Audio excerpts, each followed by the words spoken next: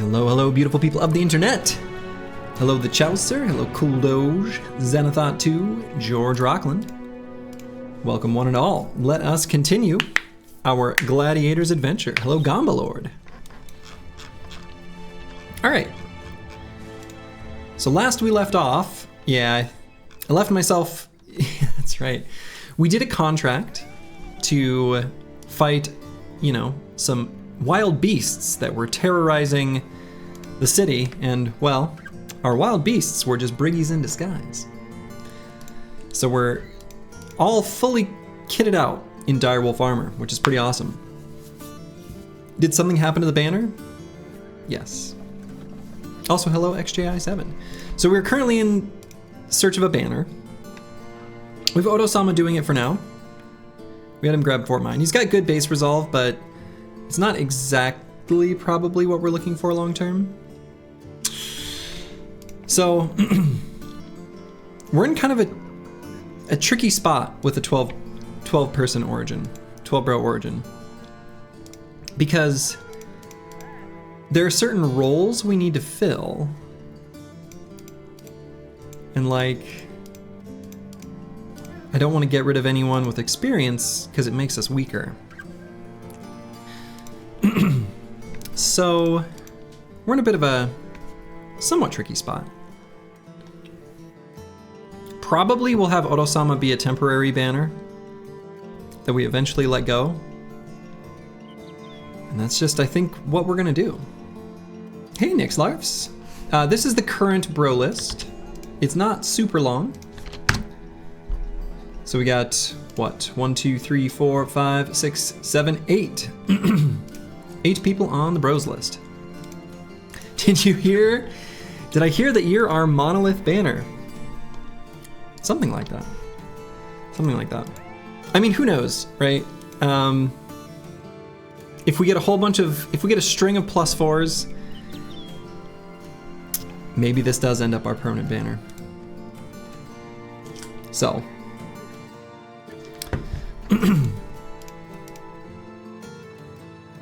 We have lots of time. I mean, it's only day 24. So I think what I should focus on in the short term is economy related things, getting our bros, a little bit more experience, keeping, pumping up levels and such on our glads. Sign you up, consider it done. You're on the list, Nixlarfs.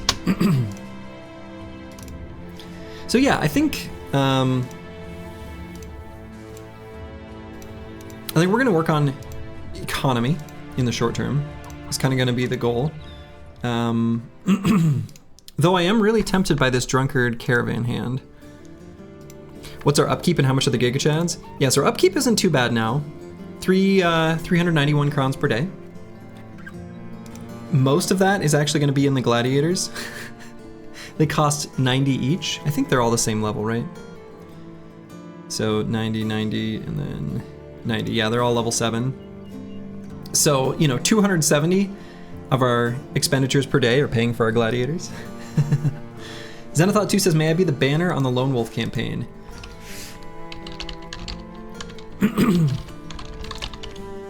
Probably. It's tricky. I'll see what I can do. It's kind of tough to know a bro's role exactly when I hire them, and I do like to name them right when I hire them. Sometimes I just know, but not always. Has anyone asked to be my event squire? Yes, but I don't think I'm gonna probably get an event squire, so I'm not even gonna add that to the list. Realistically, you have to hang out near towns for so long that unless you're with the way I play the game, I don't think we're probably gonna get one, so. Yeah. So anyway, I think current state in this campaign, man, is there anyone I would just straight up fire to see a drunkard caravan hand? Maybe not. Probably my second wave of bros will be mostly highborn because I know that they'll be good. So then when I replace someone, I just know that I've got a chat on my hands. It's probably how I'm gonna have to do it. But yeah, some of these bros, you know, I do want to replace long term. And that's just the way it is.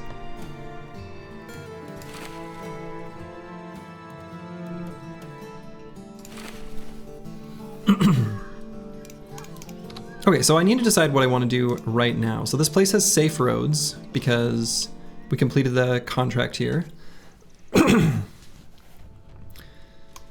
So let's see. We know that there's a famed shield down here, probably in the city of Golden Sands here. We've been, you know, told all about it about 5,000 different times. How's the voice? Doing okay. I was starting to lose my voice a little bit at the end of last stream. I don't know why. So. It's a little bit weak right now for some reason. I don't know. It's a good question. Why is that? So we got a little bit of healing up to do, not too much.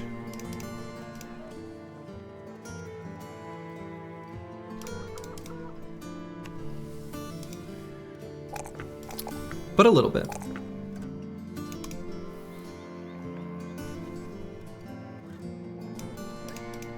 Okay, so we're gonna level up some bros here. Just one bro. We've got some injuries.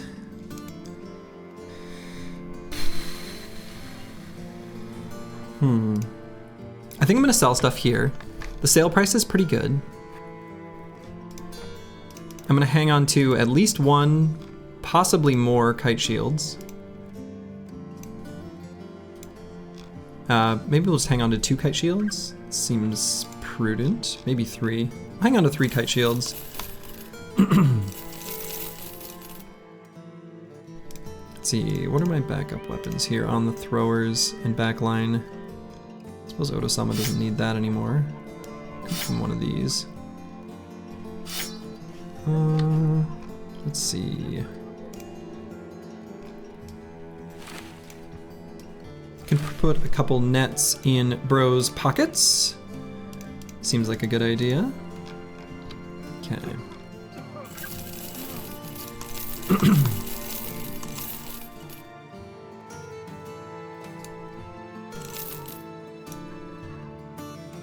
Let's see. Realistically, this rugged surcoat. I don't know. Maybe I keep it. Okay, something like that seems fine. We're definitely gonna buy this ammo for 89 and possibly even more for 111. That's a pretty good price for ammo. So let's stock up here. And suddenly we've got a ton of money, so tools are expensive, but I might buy just a little bit. Let's pay a visit to these 2 camps and see if we can't get ourselves a named shield. You know? Would I be interested in hiring the drill sergeant in this run?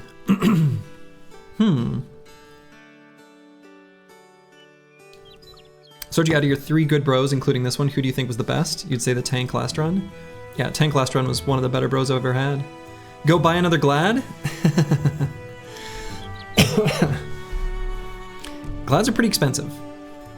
I don't know if we have that much money. They're very expensive. Probably hire this lookout.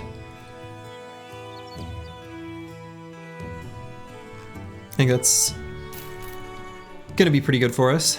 And we'll go to the sunken ruins. We'll see what's there. And if that fight goes well, then we can check out this nomad camp. Okay, I think we know that this is nomads though. Yeah. Only 9? That's not too bad. Looks like they have no ranged units at all, so they're charging forward. That's good.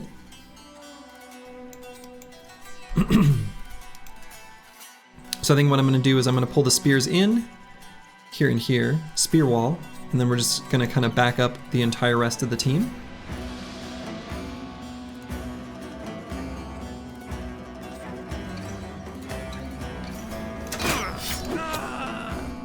Pretty nice start there.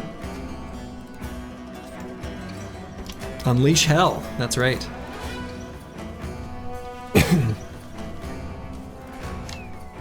Actually, I could. Now, let's see where that outlaw goes.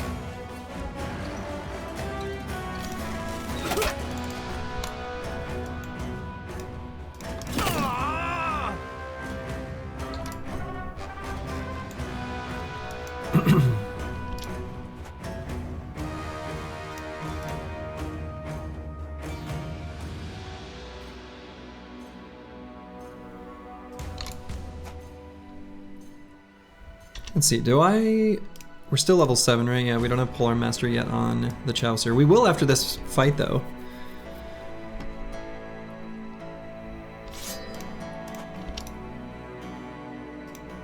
So we can still move one closer here. Let's do that.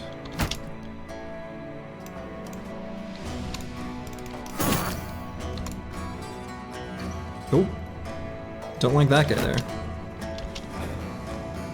Should be faster than him though. So, so that's good. We are not faster than him. Do they have Relentless? Do Outlaws have Relentless? Apparently they do. I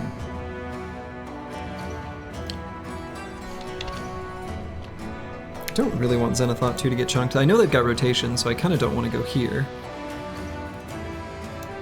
How do I have to back up? That sucks. I feel like I should though.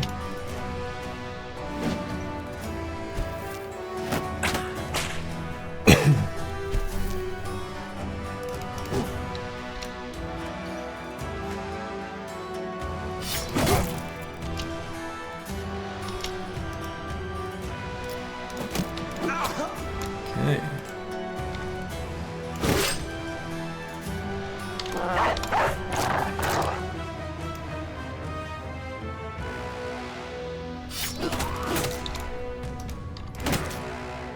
Okay, good stun.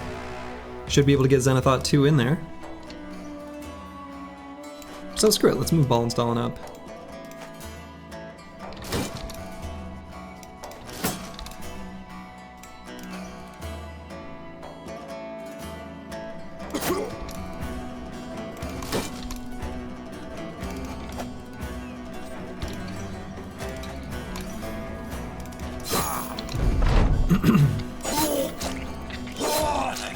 Alright, and they're basically all fleeing.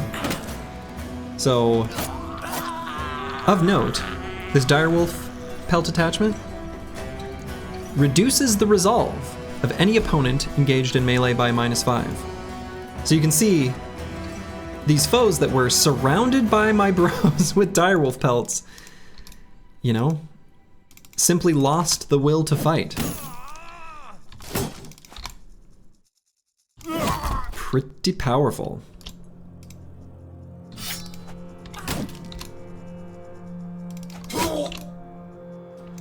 Those hidden briggies were really a boost this run. Yeah, they absolutely were. They really were.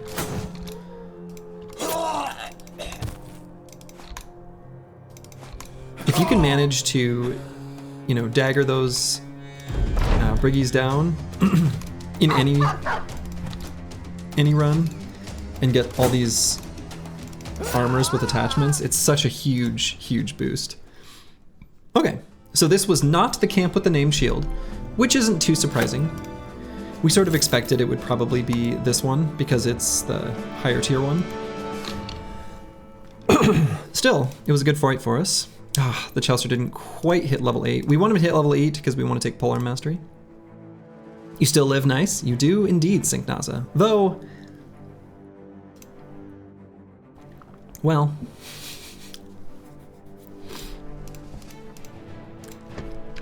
you're here for now. So you got lucky that so many of the attachments were on good armors? I agree. That was lucky. Right, so we had a whole bunch of the padded leathers and leather lamellars, which are like two really nice, efficient pieces for them to be on. We only had one kind of undesirable, actually there were two. One of them we didn't loot. There were two rugged surcoats, and those are not as good. They're still not bad though, realistically. So we could still pair this with like a barbute, and that'd be fine. Good time, but not a long time. Yeah. All right, so I think we can take this fight. We managed to get another Sipar, so that's nice.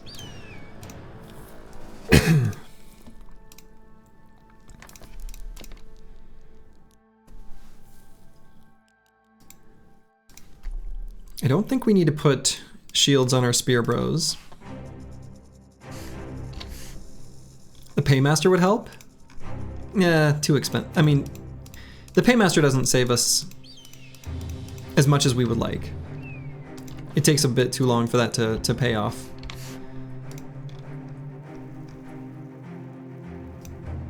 But good suggestion. All right, so let's just do this. It's a kind of a spooky fight, but I don't think there's anything extra that we can really do to prepare.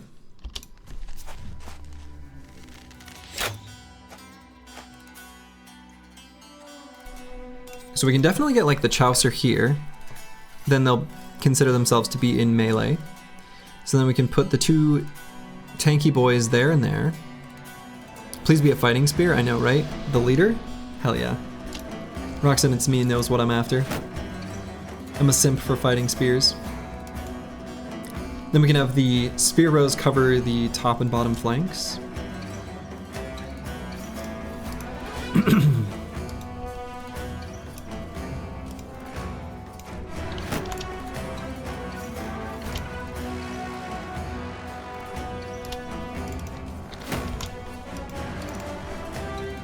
Alright, so they got a pole mace down here.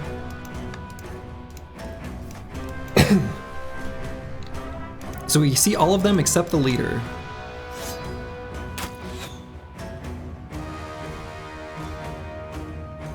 Boy, that was a very brave place for that guy to go. Huh. Huh. Okay. So we got good armor on the leader that we might want to loot. If we don't, that's okay. We would like it, but it's not like end of the world if we don't get it.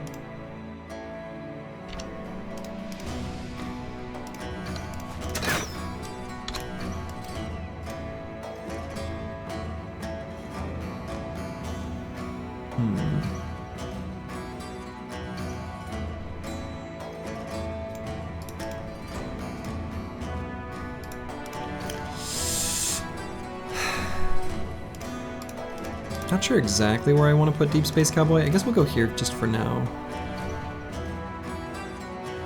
I don't know, maybe I could just go here. If they want to go all the way to melee and not have an attack, sure.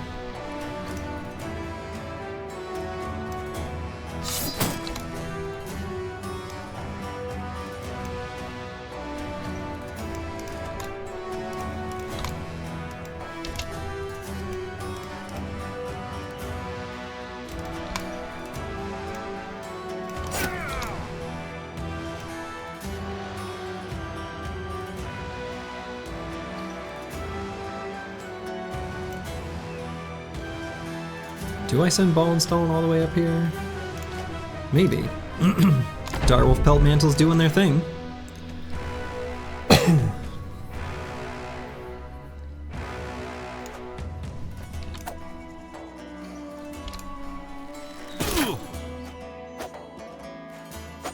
Okay.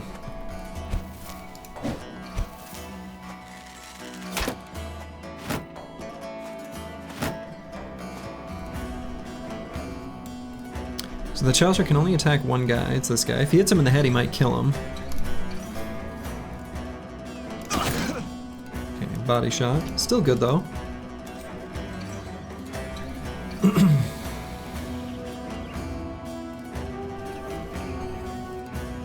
So let's see, let's have Deep Space Cowboy just hold these nerds off on top.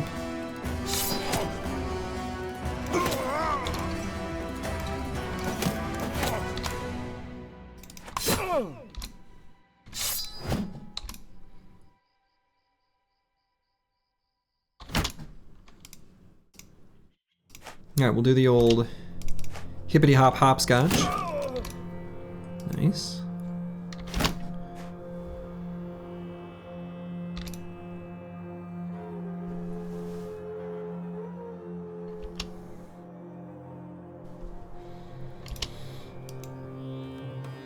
We're just gonna leave these 2 tanks where they're at. They're being a little more passive than I'd like, but I think we're holding so many hexes away from them with Deep Space Cowboy that I'm pretty okay with it.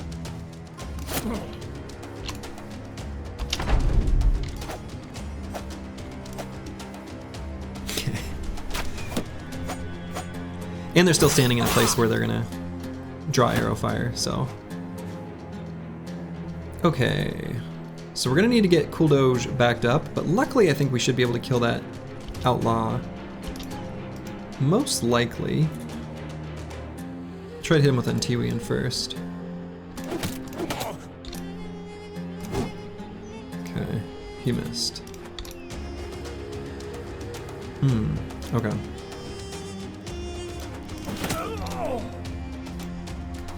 So maybe I move Deep Space Cowboy up and... Yeah, I was gonna say 2 Direwolf Pelt Mantles in melee with him. Missed our 95. That sucks. So we could move here and just lock up the tank. Or excuse me, lock the leader up with the tank. I think that's a good idea.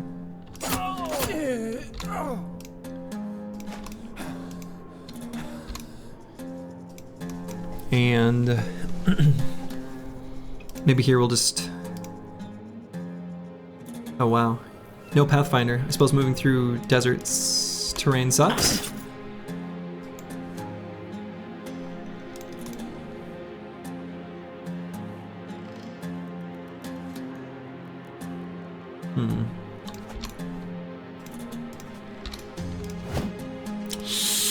Ruh-roh. It's too bad we missed all those attacks on top. Kuldoj is in danger. He's still got 9, but I don't like this at all. Missed too many attacks on this outlaw.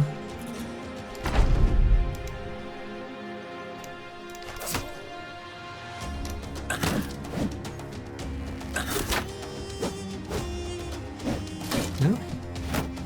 Being good and evasive. So that's good. Got hit by the Chaucer. We can move Deep Space Cowboy in range and give him a little stabby stab. And then we stopped that outlaw from being able to attack him.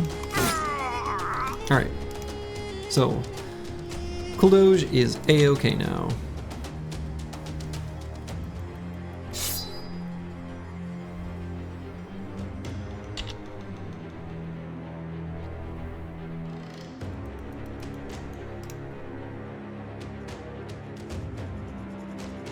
I think that's fine. We're gonna put Roxanne, it's me right there.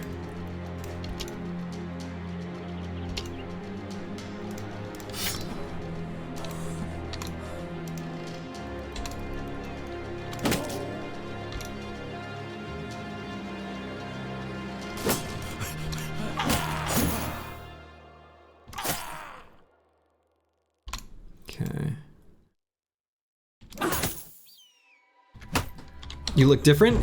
You look different. You know, just a casual gladiator harness with, ooh, okay.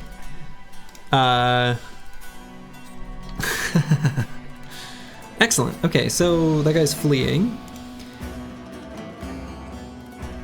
So actually what I'm gonna do, we're gonna bring the Chaucer down to help with this fight at the bottom. And we're gonna surround this leader with some other boys.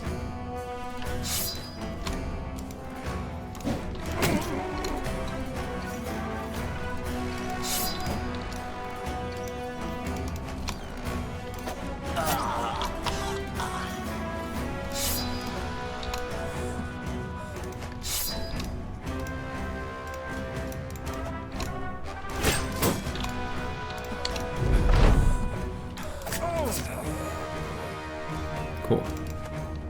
Alright, now that guy's fleeing too. Wonderful. These direwolf attachments, they are good. Anyone who doubts the power of fearsome, this is like melee fearsome. Kind of. And we are expecting a famed shield to be in the loot table here. So let's see if the rumors are true. They are. It's a Sipar, that's a good sign. Oh shit, that is a disgustingly good shield. Disgustingly good. Disgustingly good. Holy shit. This shield is nuts. Walter the Spider's Carapace. So, wow. The tales tell true. It can't be that good, it doesn't have shield damage on it. Fair. Your guess of 32 and 20 defense was wrong? Yeah, honestly, couldn't have rolled much better. Like, honestly, this is like pretty much the best possible named shield. Cool. No wonder the rumors kept telling us about it.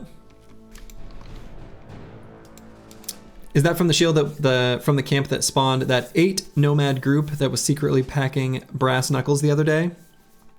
I don't think we ever checked this one out. Yeah, I mean it's pretty close to perfect. It really is. Random dude in chat is definitely correct on that one. Wow.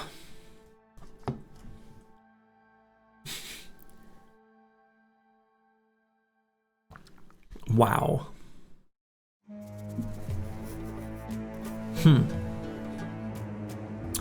Okay.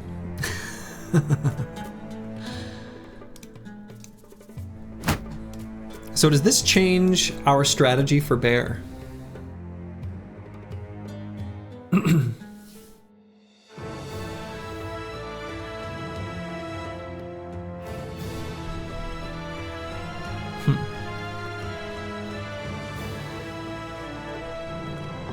So a shield with -2 or -3 shield skills build up less fatigue. With a bro with iron lungs, you can permanently shield wall. With one with -1, 2, or 3, you can do the same thing if you chug a second wind potion. And there's a number of fights in this game where just being able to spam shield wall and not caring about fatigue is like totally fine. So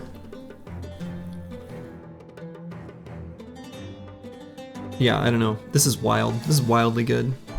It's also the type of shield where, because it gives so much melee defense, you know, with a sufficient amount of melee defense, spamming shield wall, you're not getting hit by damn near anything.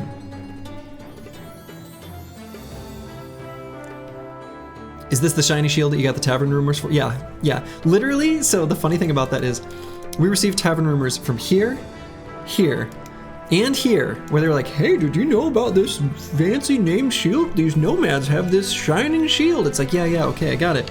Well, it's a good thing they told us. This shield is insane. I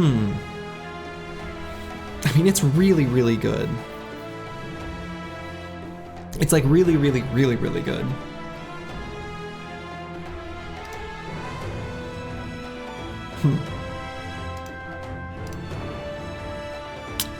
Well, okay.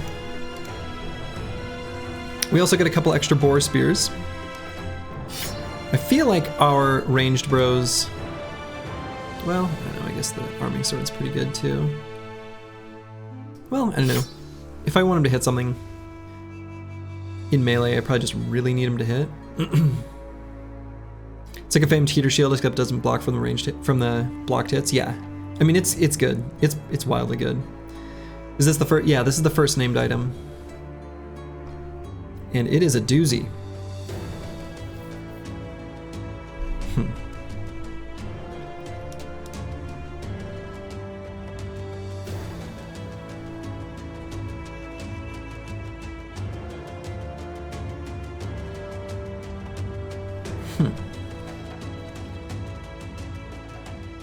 Yeah, it's so good.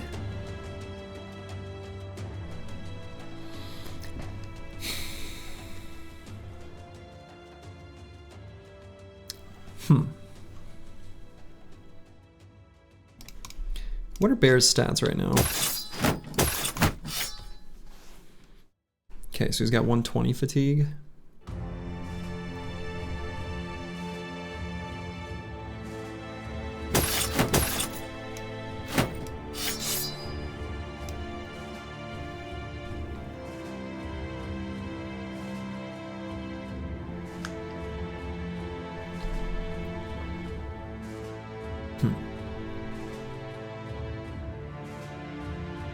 Okay.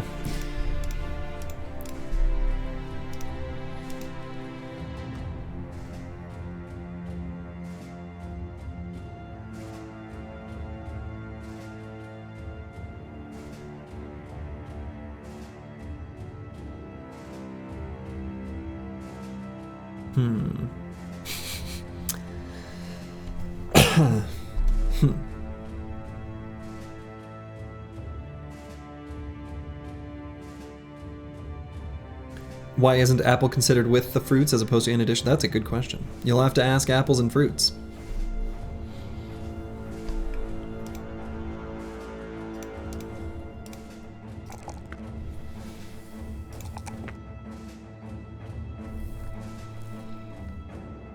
Okay, so this bro we're probably gonna just build as like a dodge quick hands kind of brother. I could just take quick hands here, quick hands or dodge, either one. Dodge gives more survivability, quick hands a bit more utility with the 2 weapons he's got. Let's just go quick hands on this level.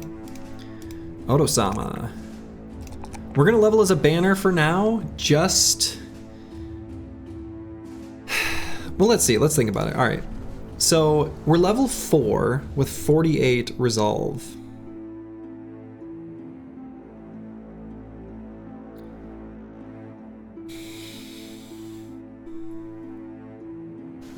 No talent stars. Yeah.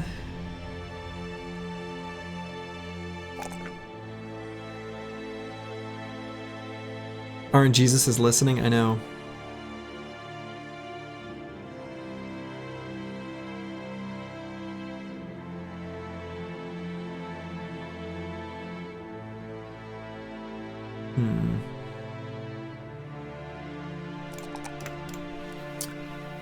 We'll grab rally the troops here. I don't know. Okay. The Chaucer, our Viper. I think let's pump up hit points a little bit. 58 is kind of uncomfortably low, even with Colossus and Nimble. We don't need like a huge amount on this brother, but we want more than that, and I think we'll take that over the +3 here, offered to us from our fatigue roll. And we're gonna circle back for Polearm Mastery for sure. So do we all know this is a, oh crap, we need a banner so bad we just take what we can get banner? Yeah, accurate. No rally the perk slip, impressive. I thought about saying it that way. All right, so let's check out this other group of nomads hanging out in this Desert Raiders encampment. Some cutthroats, some outlaws. Sounds like some nerds that need to die.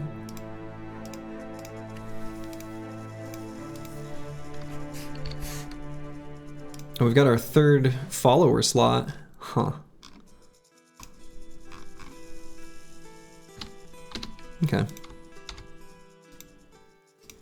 If we can make enough money from the desert, we may be able to upgrade our caravan, which would probably be a pretty good idea. Some nerds that need to give up their lunch money? Exactly. That's exactly what's going on here.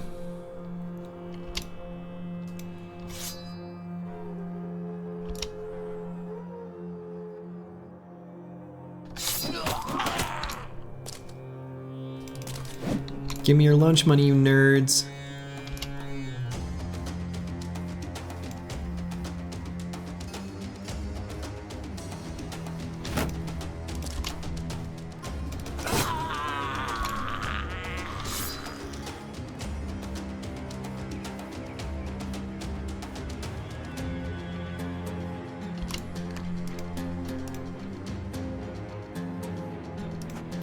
Speaking of nerds that need to give us their lunch money, there's that permanent Castle Briggy encampment next to the Allied city. What camp are you talking about?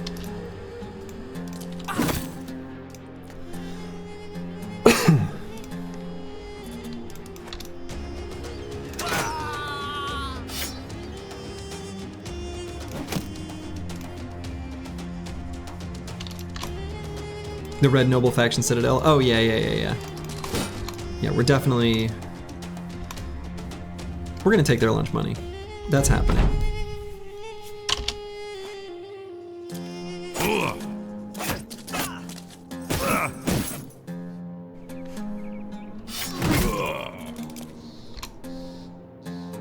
Power of the Direwolf Pelt Mantle. Making them run.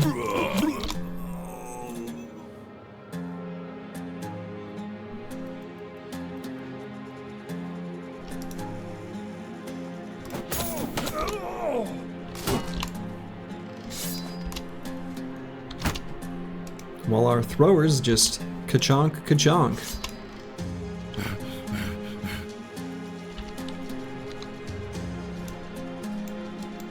This group seems pretty competent for just day 24. Yeah, we're doing all right now. Things are coming together.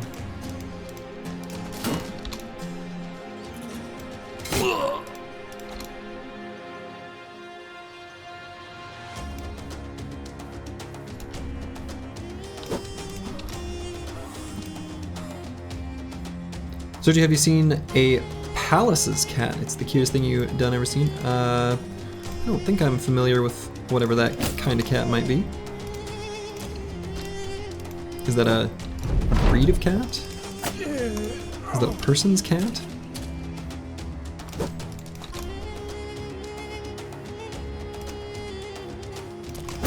Oh, whoops. Sort of attacked our banner there a little. Or not banner, but our tank.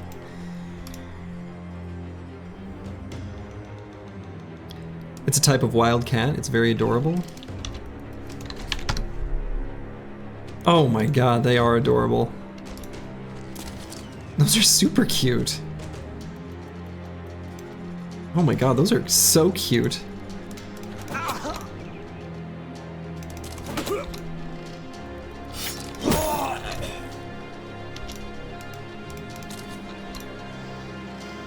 Yeah, it's like a baby bobcat, yeah.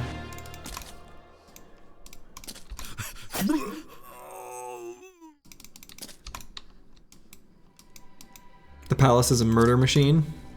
I mean, that's redundant. We said it's a cat. Of course it's a murder machine. That's just what cats are.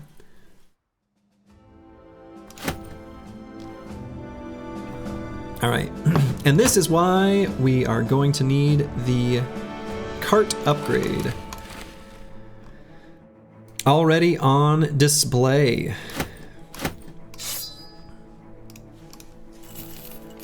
So I think that'll be the next sort of major purchase that we make.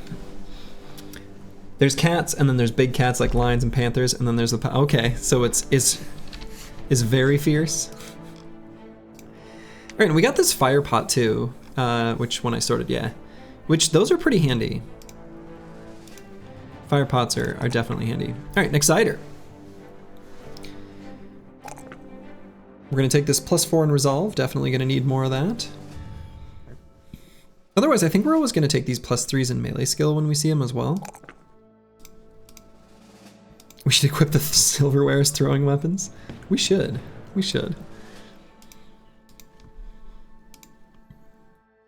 All right, and maybe Pathfinder on this level. He's gonna end up with good enough range skill that I think we're gonna shoot a little long term and skip fast adaptation. I don't think we'll need it for this brother, and that will let us take more of, you know, sometimes I end up having to forego some of the later perks that we really like on a thrower, like Berserk or Killing Frenzy or like Fearsome. Sometimes I have to like let one of those go, and I don't like to. So I think we're gonna not take fast adaptation on this brother. Headhunter's really good on a thrower. I agree. Headhunter is good on a thrower, but there are so many perks that are good on a thrower, I feel like I can never quite justify fitting it in. If I end up with a thrower with super good range skill, but poor enough fatigue where I don't want to take Berserk, I feel like it's a good choice. Yeah, so here, I mean, honestly, we're definitely going to be doing one of these soon too, where we win a battle against 12 or more enemies, but this one is just free. Like, we already have a bro with Rally the perks, so.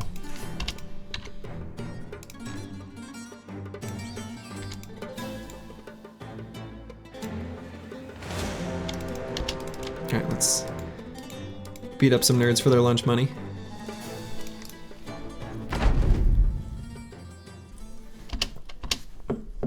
We're gonna beat up as many of these free-range briggies as we can. Gotta get them while the getting's good, you know?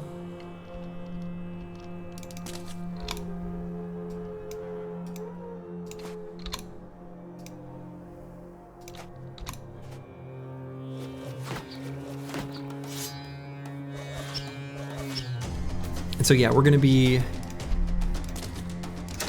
getting as much experience as we can so that, you know, we can be strong. That's it, that's the full explanation.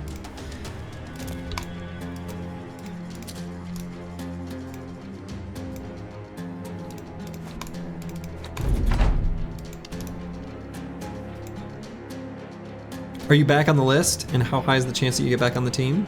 You can be back on the list.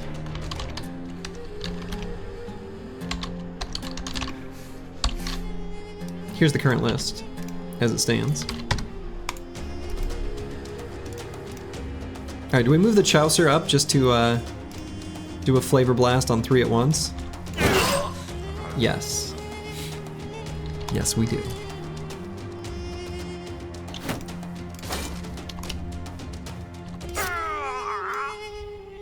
And Cutthroats don't have weapon mastery, so we can move up here.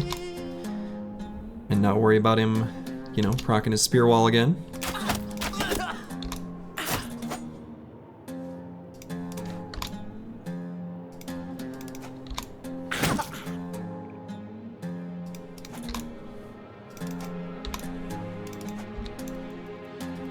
This message has been brought to you by Big Sword Lance. Yes. Full disclosure of my sponsorships, of course. Alright, I don't know where these nerds think they're going. But Big Sword Lance and Big Spear aren't gonna allow it.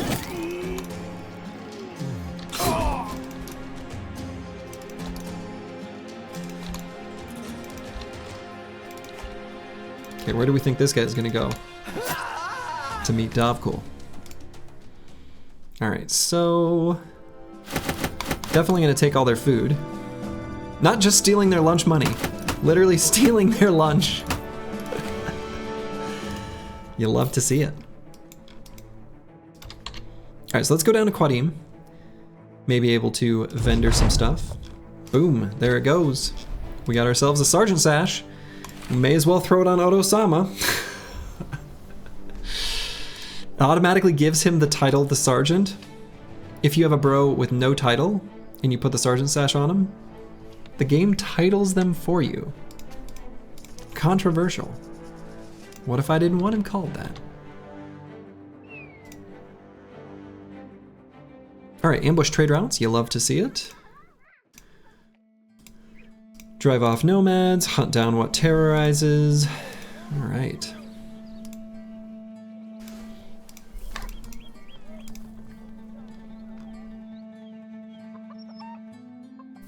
Alright, so we might fix up some of those injuries, but first things first, vendor time. So we're gonna sell the cloth rolls. Other trade goods apparently are being created here. Boo. Oh yeah, and we daggered this down earlier. Right.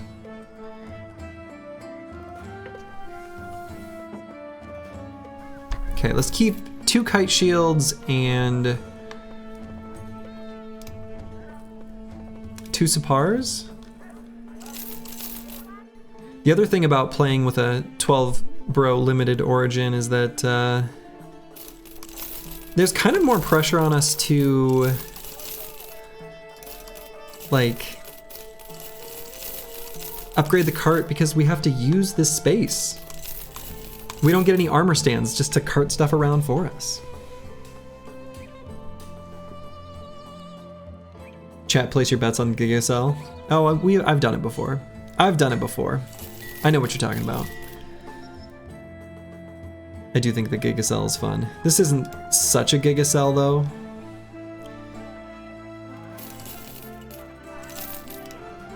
Alright, something like that I think is the stuff we'll keep around. So you were calling your bright student bro the scholar the right choice?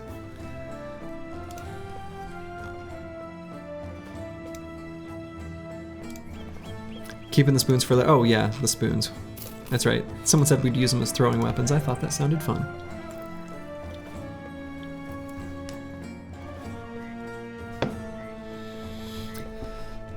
Okay, so this southern long mail shirt with padding. I want to put that on someone. Cool Doge is shaping up to be like a really good fatigue neutral or something like that. Let's give him some heavier armor. So we'll give this to him.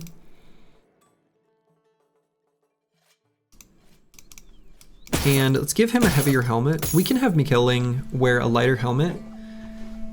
So he has more fatigue to spear wall. 5 throwing weapons need to be sold, by the way. We need ammo. Happens sometimes. And we'd like to get bags at some point on the throwers. It's always tough to know when to fit that in. I usually end up doing it towards the end of my leveling, but I always kind of wish that I had it earlier.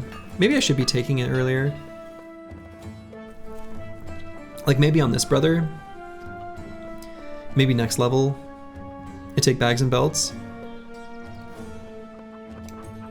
Could be kind of nice. Then we can have like the fire pot ready. We could have a net. We could have another bundle of jabs kind of thing.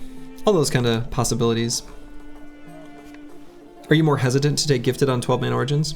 No, we're taking plenty of gifted. I just don't... I sometimes take gifted on my throwers. Not always. But no, we've got gifted on almost everyone. There's only a few bros that don't have gifted. And only fewer still that won't have it in the end. Alright. So yeah, I think I'm going to save up to get the cart upgrade. Gifted can be skipped on good or incredible offensive bros. Yeah. Yeah, offensive bros in particular is where you can skip it. I agree with that. Alright, let's do this hunt down what terrorizes. Serpents! Sad. Alright, let's put shields on these two bros. These two boys. For example, this runs Viper. Yeah, we're gonna skip gifted on Viper. He's gonna be our special little boy.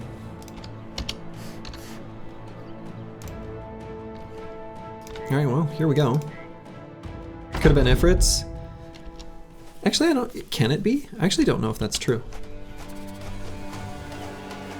I don't know if this type of contract can ever be Ifrits, actually. Alright, we're gonna scoot and shoot here. Let them get just a little bit closer.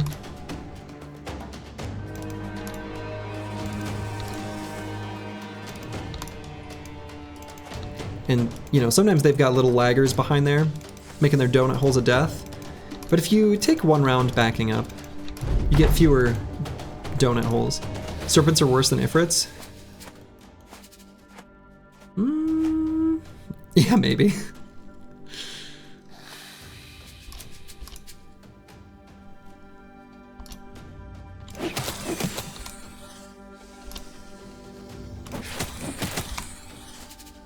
Okay, like none of those were the target we were going for, but sure.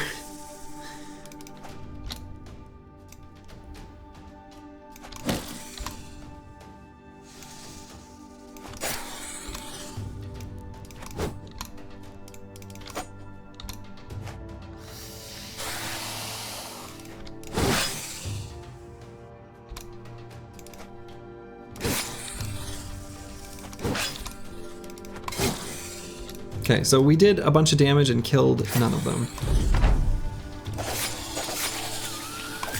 We killed 2 of them. Otosama going in the donut? Otosama going in the donut. Otosama getting sent on a ring around the rosy.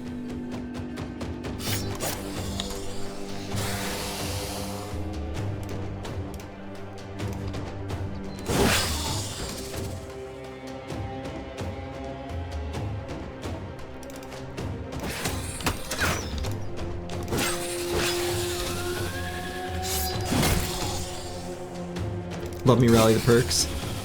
Yeah, that enemy attraction multiplier is real.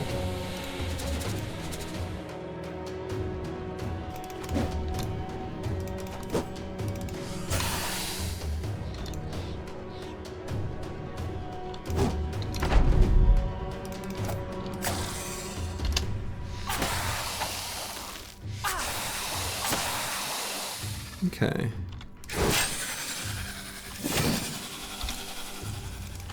Swordlance did pretty well for us in this fight. That's for sure.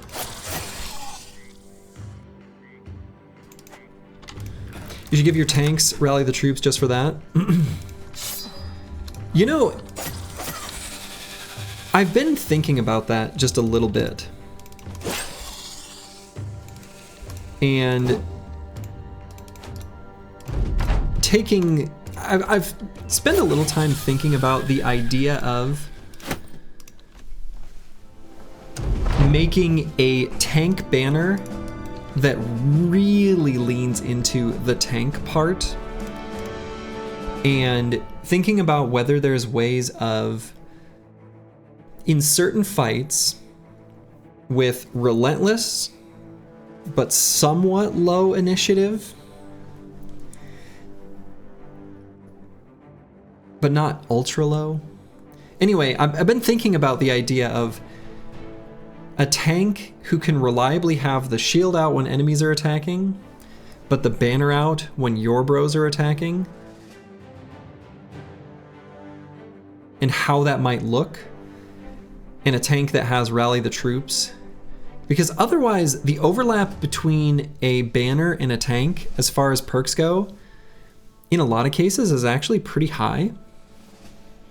Madman's Rambling? Yeah, it is.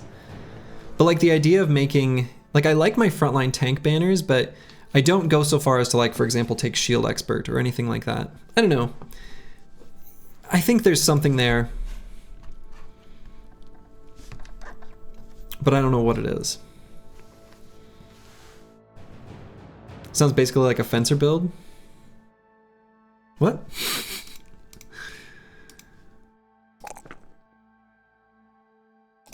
All right, Ball Installing 2. This could definitely be a effective damage brother. He's gonna end up with pretty wildly high melee skill in the end. Not gonna be taking dodge on this brother with Hesitant, I don't think. I think that takes away just enough value that I'm not gonna bother. Throw banner can utilize Relentless in the same way. Yeah, I've done that with a Gunner banner. In this Winstreak series. It was one of the early on ones. It might have been one of the first, like, 3. One of the first handful of runs, I had a Gunner banner, and it was awesome. It was awesome. That bro kicked butt. All right, so Ball Installing 2. What do we take on this level? If we're gonna hang around the desert for a little while, I don't hate the idea of just taking Pathfinder, just because moving on these desert hexes is very tiring. And if we're gonna try to make use of this heavy southern mace, sure.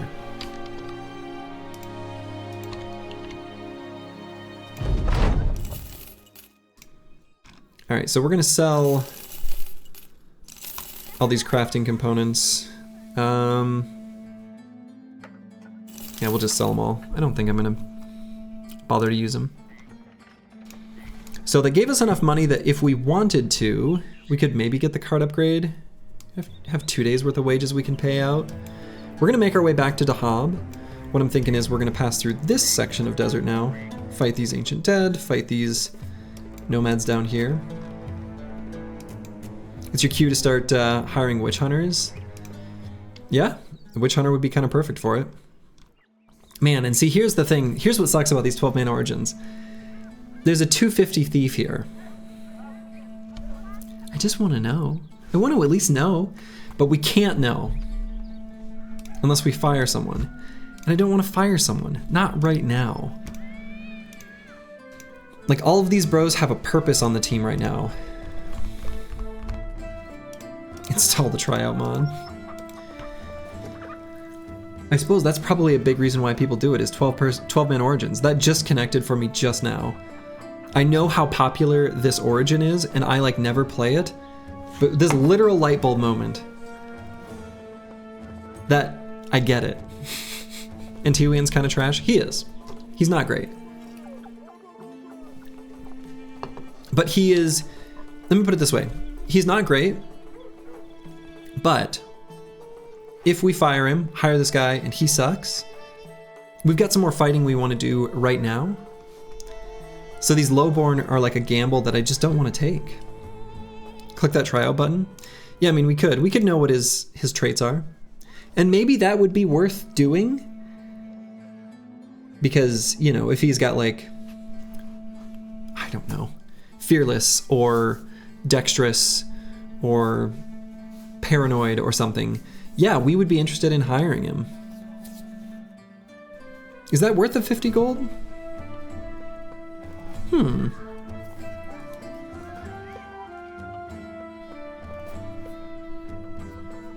Maybe it is worth it to press that button.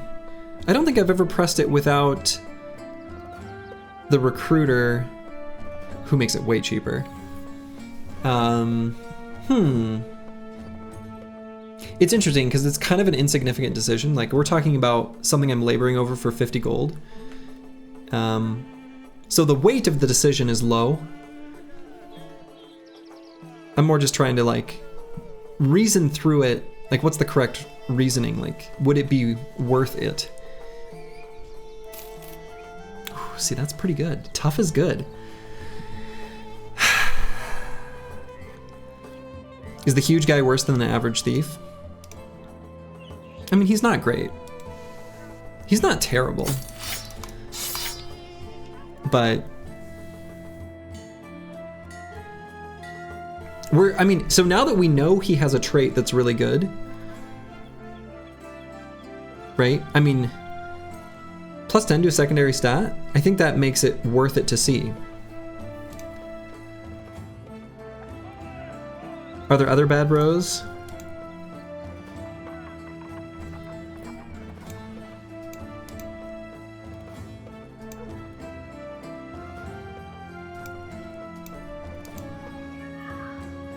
We're eventually going to want to get rid of Sync Naza, I think.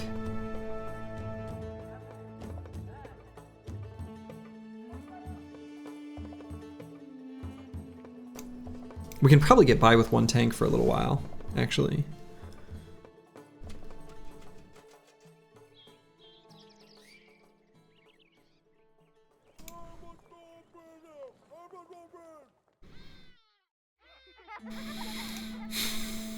Especially since we have two spear bros. You really only need one tank with two spear bros. Like, honestly.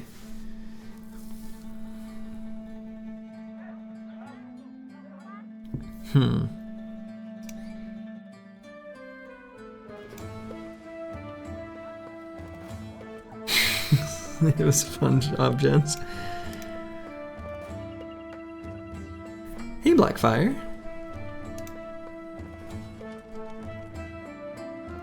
Yeah, Gladiators is cutthroat.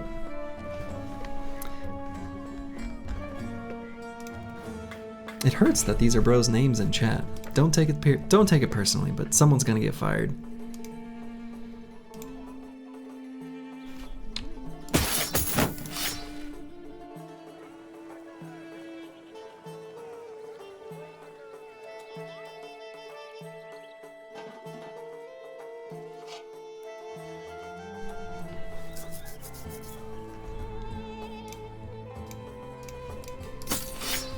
See you, Sync Naza. Haroon the Shadow. So your work is doing layoffs, don't trigger PTSD. I'm joking, kinda. I mean, that's legit. That's. Oh, Haroon the Shadow is kind of a bust. Well, that's a shame. Blackfire, where were you yesterday in our darkest hour? Nah. We weren't in our darkest hour yesterday. LOL got rid of me for that trash. Oh, 12-man origins. They suck. This sucks. This is frustrating. I don't even think we level this guy up. Like, he's that bad, right? Is there anyone else we'd want to hire? Like, to look at? Do I just churn through a single dayteller? My goodness. What a disaster. He sucks. Right? I mean, he doesn't have the stats to quite do anything. He's not going to be like a big... Like, he's got good base melee defense, which is nice, but he doesn't have like the other things that we could make that work, right? He can't become a fatigue neutral with 48 starting melee skill and no talent stars. We're not going to make him any sort of like secondary tank or anything with 91 fatigue and this low of other secondaries. Soji's from USA, layoffs are a second nature to him. I've never been laid off from a job, actually. I've been very fortunate in that regard. Let's take a look at this dayteller, I guess.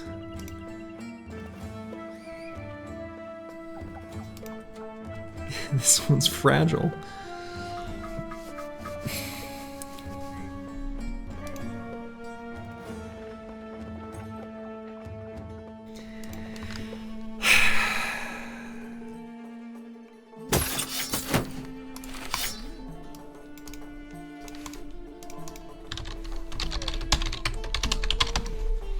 Alright. I'm not even gonna name that after a boy. I'm not even gonna name that one after a bro. He's getting immediately fired. As soon as we get somewhere. I mean, I guess we could take a look at a tailor. A cripple is unlikely to be anything we'd want to get at this point. Same thing with a beggar.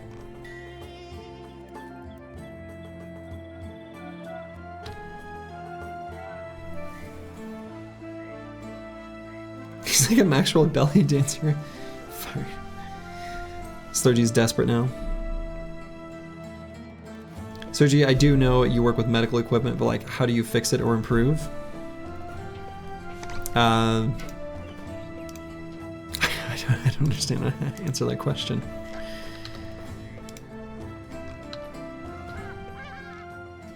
Sergi's in an abusive relationship with these 12 bro origins? Yes, that's accurate. All right, we're gonna make our way over to Dahab.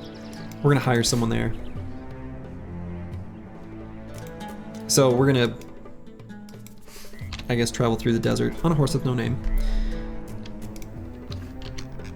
Yeah.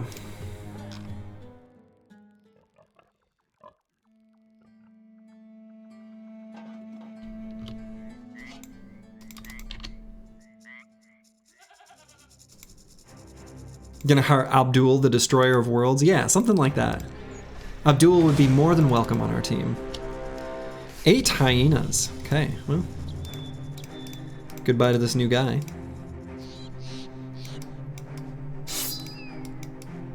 Alright, we'll pocket the shields.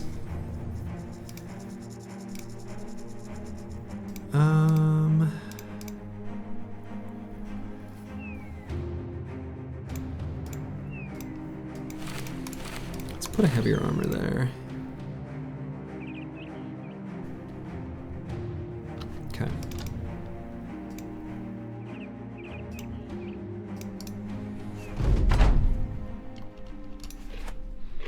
Also, I love how it's a subtle touch. And I don't know if you guys have noticed, but so the little, I don't know, the base that the units are sitting on, the Gladiators have a special one. That's pretty cool. They're shiny.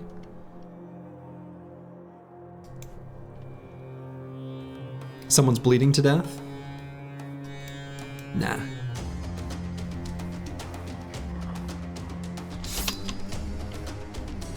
Alright, we're just gonna keep formation basically exactly as is. We're gonna fold like one bro in on each side.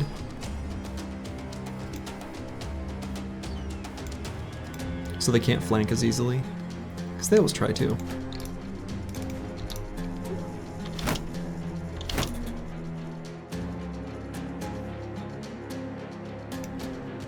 Fold in Zenithot too as well. Yeah, shiny little figure pedestals.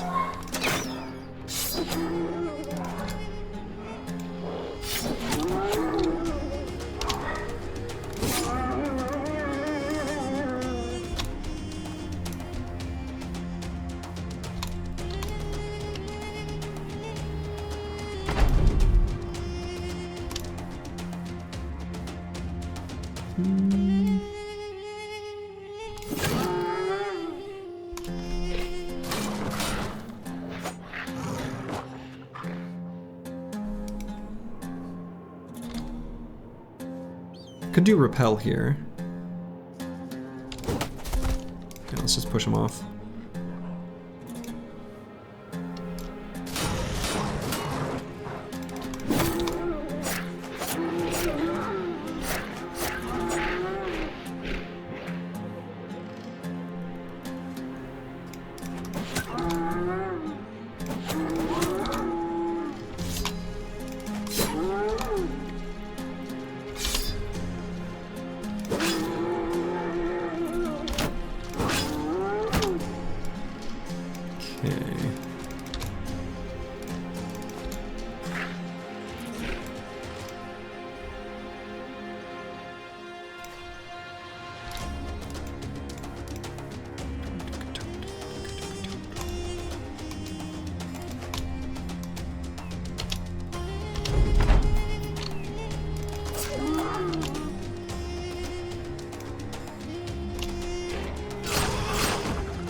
Wow, that was rude.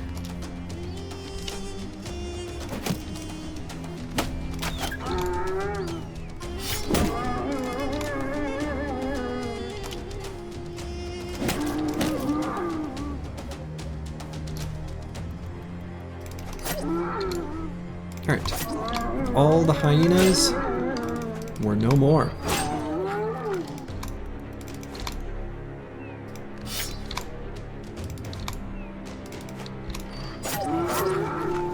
Cool. How many pelts did we get? 3. All right, so that is 1 more hyena pelt attachment. Kind of nice. We did take quite a bit of damage here on Ballenstallen the Second. Let's mark both of those for repair, I suppose. Just realized Viper can use Berserk Recovery Reap thanks to his trait. Sure can. Sure can. You can press the blue skip turn button without even needing to skip your turn. Pretty good.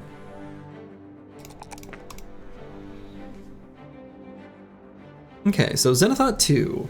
We can circle back for dodge on this level.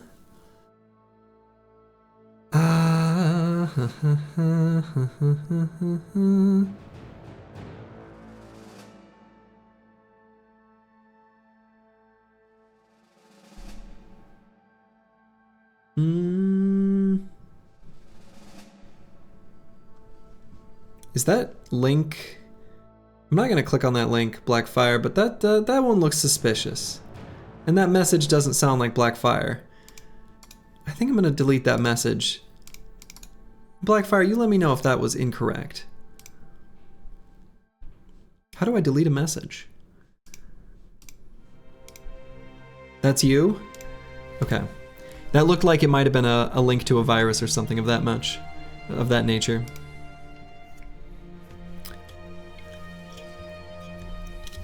It's a silly image of 2 nomad groups about to bust his caravan. Okay. I just saw like I don't know, a link that I'm hesitant to click on links. I don't want, you know, a talking to. Yeah, dodge so much value here. I think we just circle back for dodge. That's got to be the play, right?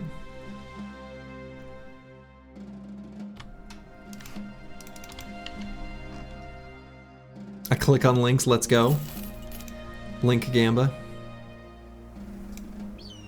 Alright, lots of ancient legionaries.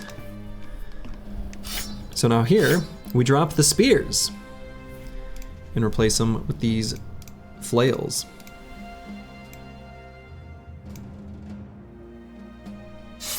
We'll give the throwers a different kind of throwing weapon.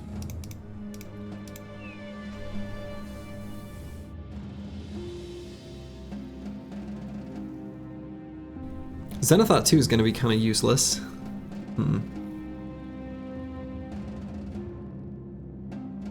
I mean, I guess I could grab like a throwing net. Just net one.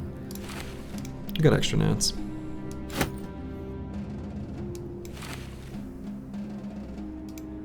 Just making sure everyone's up on their fishing training. Your boss calls you, or texts you from a number you don't recognize, asking for your password, and he urgently needs to get into one of your system's database mainframes. What do you do? Well, you give him your password, obviously. He needs to get in. Alright. Suppose here we can put on a different armor. The undead fear nothing and no one.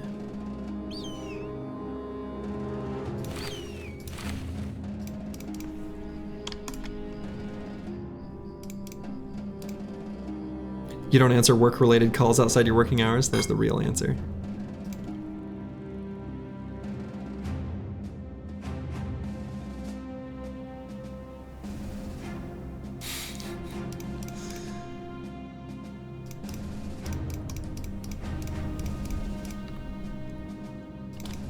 All right. This is a little bit of a spooky fight for the team right now. We're going to be relying a lot on the damage from the Chaucer, Kuldoj, and these two flails. I was hoping we would get at least a little bit lucky when it came to their pole arms, that they would spawn with a few broken ones. We only got one broken one. No broken swords on the frontliners either. Ugh, this is spooky. Do we do this fight? I mean, apples and fruits can tank really well. So I kind of feel like as long as we position him to hold off a chunk of them.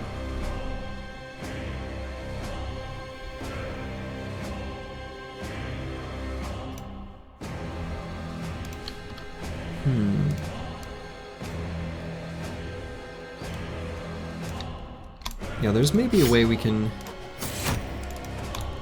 do that. So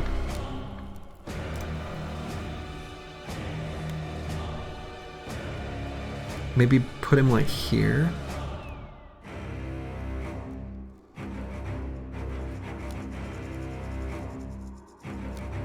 Which side is weaker, top or bottom? Probably bottom, actually.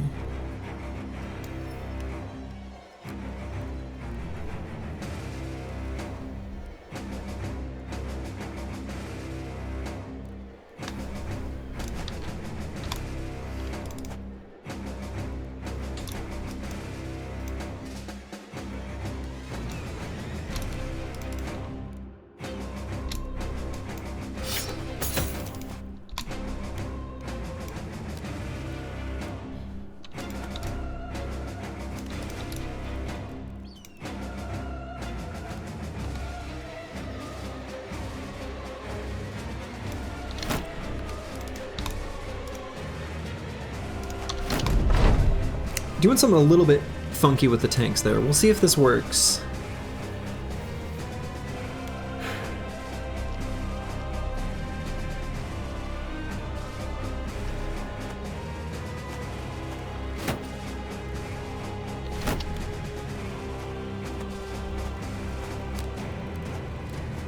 It's pretty ideal, actually. Okay.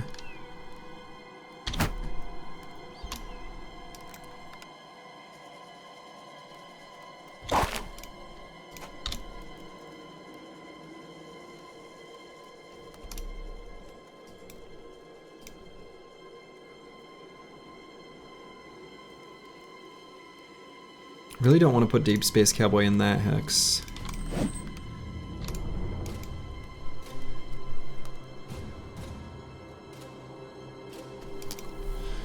So I suppose I gotta move apples and fruits to like there. Ball and Stalin probably can't do much of anything. Let's pull out the net. And do I net something now? It's kind of stupid. It's kind of stupid, but I'm not gonna move him forward, so. Okay, that was huge. That was big. So we could put Otosama here. Is there a problem with that? Get attacked by just one dude. You can withstand one pike hit and be fine.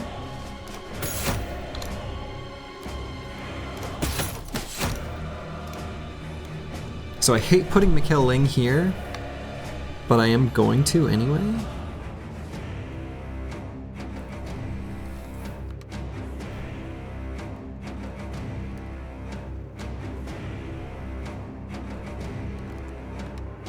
I'm gonna move apples and fruits up one hex.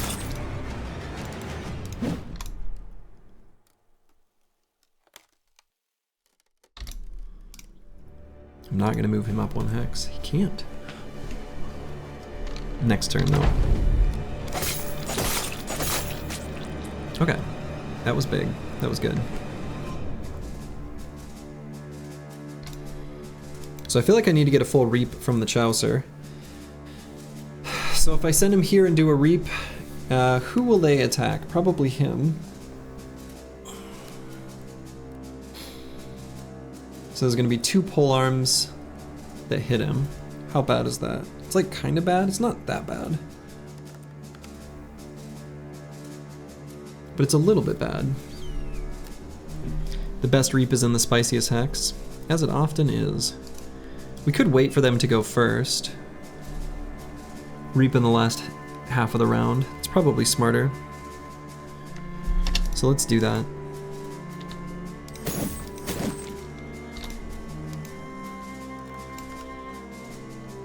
See, Kuldosh has a big ol' axe.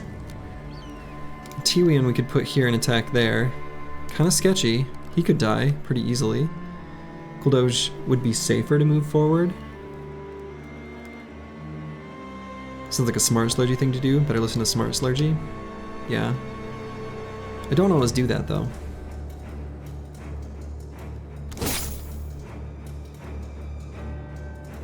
Well, throwing axes might finish that guy, but we've only got 2 left on each of our throwers, so.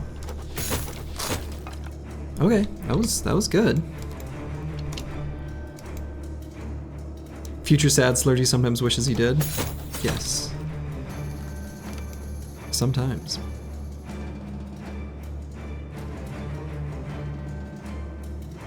So Mikelling could get hit by 2 of the polearms right now this turn.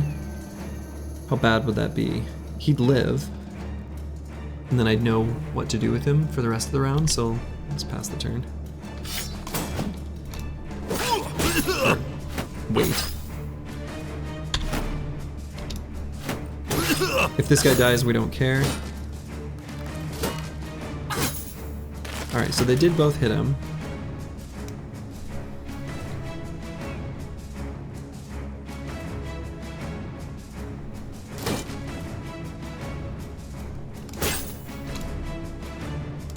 So let's move the Chaucer up. We gotta go for the spicy one.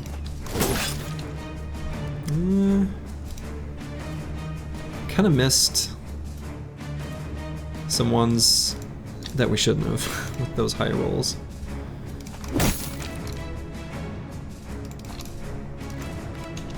So Ballenstallen has 9. We can go for this attack. Zenithot 2 can help him out. Did not get his stun. Mikhail Ling can go here as well? Yeah.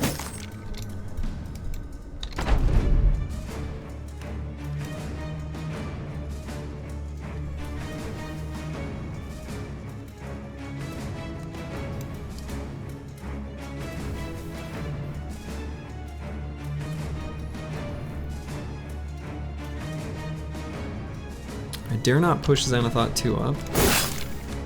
Okay, pretty good attack there. Could put a dog here. I don't think anyone else is going to occupy that hex.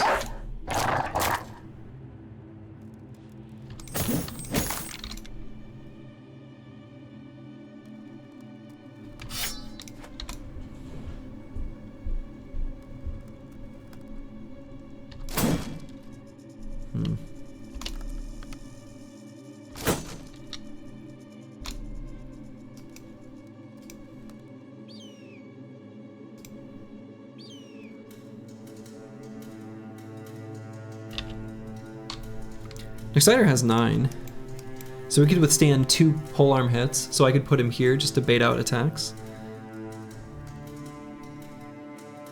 He can take his 2 freebies and then move away.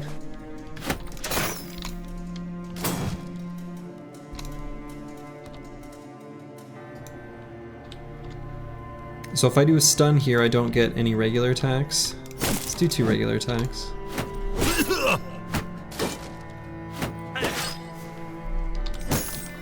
Alright, good. And how safe is it to put Mikkelling here? Not very.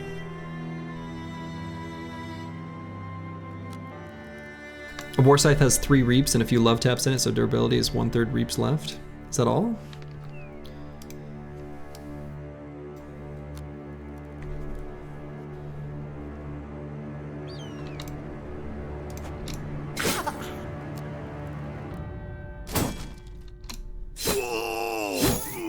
Alright. Fire Me, I Suck was slain. I say good riddance. Could put Xanathot 2 here. We get 4 attacks on this Ancient Legionary. Let's hope the helmet survived. We like the helmet, we don't care that much. Okay.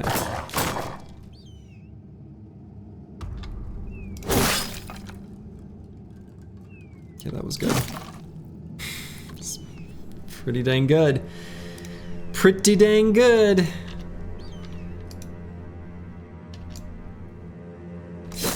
We can get another famed helmet from the arena. That's right. There are many paths to shinies, you know?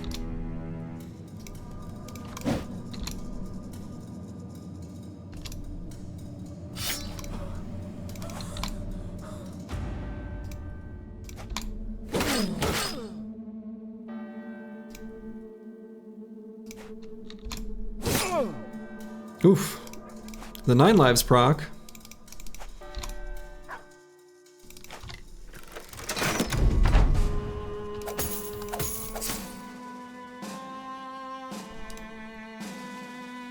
Oh, 80% chance. It's higher than I would have thought.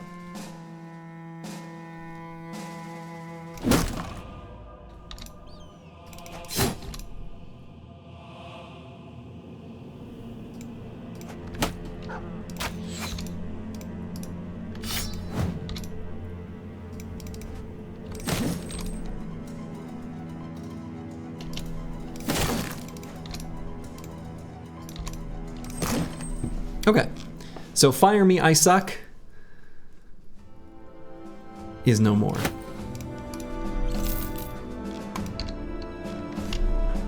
Good riddance, I say. Got a couple of these ancient bladed pikes. They can sometimes be handy little weapons. We could put one on the Chaucer as a backup in case we ever get into durability problems with the War Scythe. We can just swap to one of these. Helmet survived? Yeah, helmet survived. Toss that on our sergeant. May as well.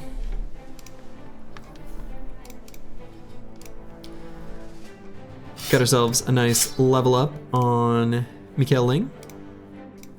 Getting very close to that beautiful nimble. Unfortunately, got a +1 in melee skill on this level. He had been leveling really well. We're still going to take the +1 because of how important of a stat that is for this kind of brother. And I think I'm also going to take the +3s in fatigue on this brother as well.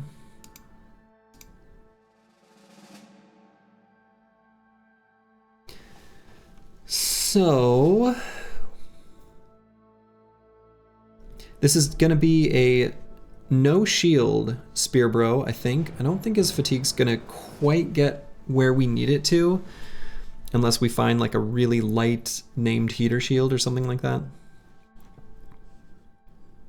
Because he's gotta ideally match close-ish to Deep Space Cowboy as far as the duration of how long he can spear wall.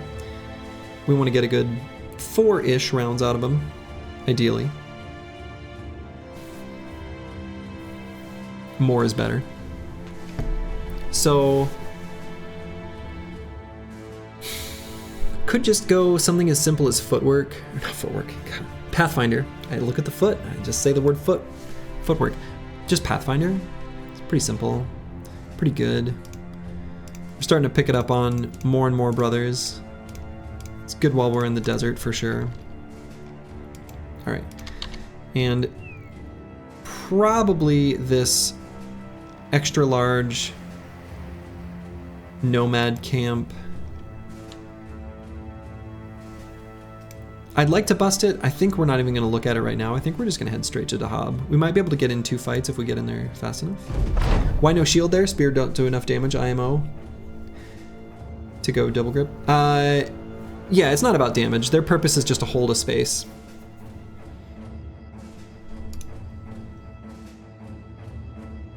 So shield is more of a constraint of fatigue. Okay, so discover 8 hidden locations. That's pretty easy to do. We're gonna be doing that pretty quickly. Busting goblins, kind of into that. We don't know where the goblins are on the map yet. They're, there's gonna be a little enclave of them somewhere out into the wilderness. In this particular map, it'll be on the west side. We'll probably go there relatively soon, but maybe not super soon. There is a noble faction that we are going to be fighting more, where we could take this one, but this one's just generically good and gonna be pretty easy to do, so. All right, can we get to Dahab for 2 arena fights? No, okay. Seasonal fair and ambush trade routes. Well, well, well.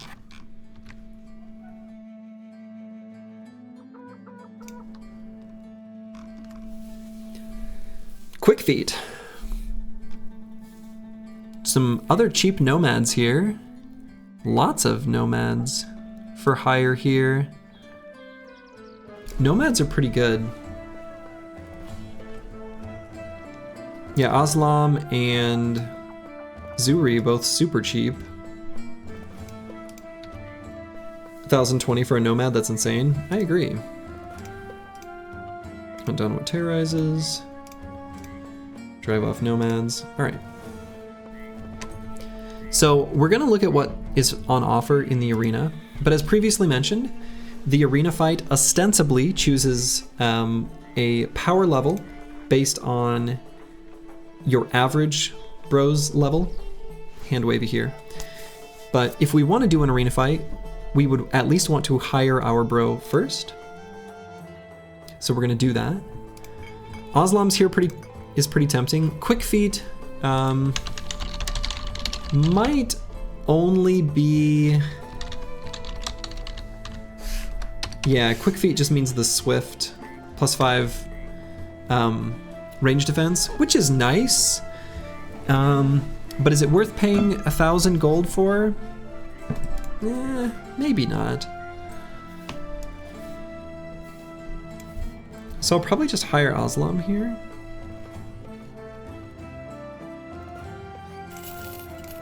See how we turned out. Pretty good. Pretty good. Next on our list is Psycho Ling.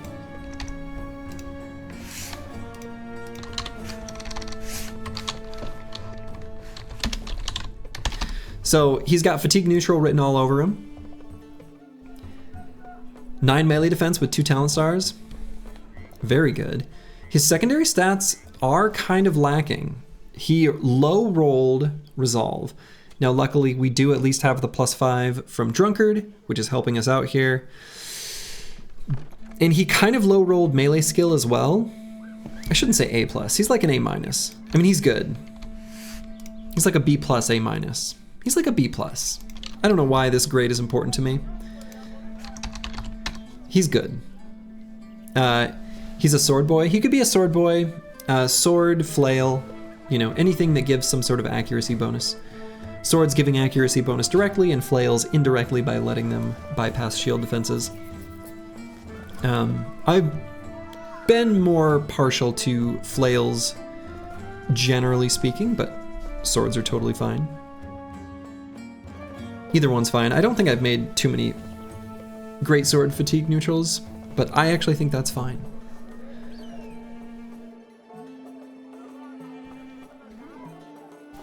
Swords become really impressive with a mild damage boost. So do flails.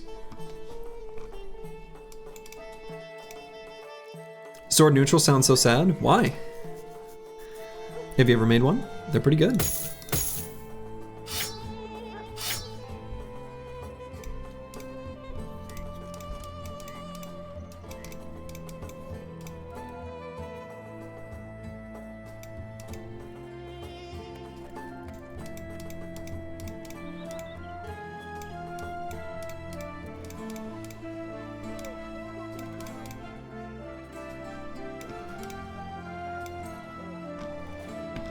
Great sword? Yeah, I mean great sword too.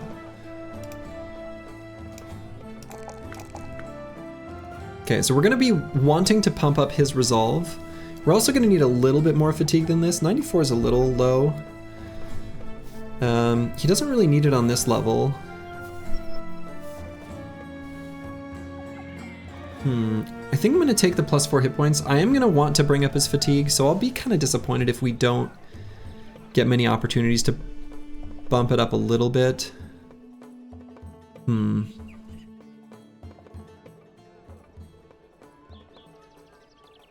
Gilder, forgive me for saying it out loud. A sword duelist boy? No, that's also good.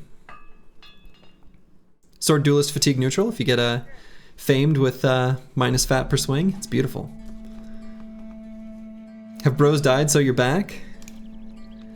There's a bit of a list still. A bit of a list. That's the current list.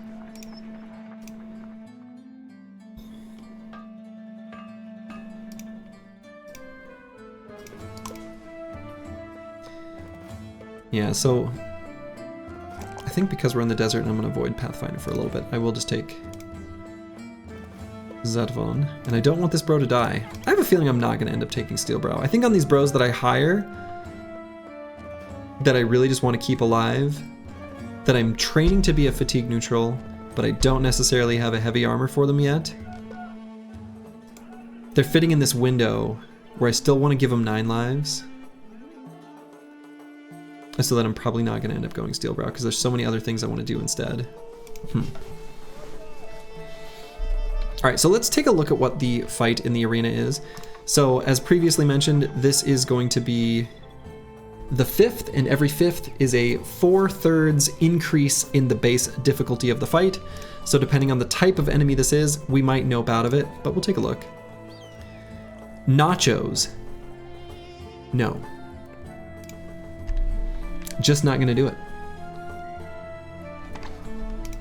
I'm not gonna do a pumped up nacho fight. Absolutely not. Serpents would be fine. Serpents in the arena are actually pretty easy. IMHO.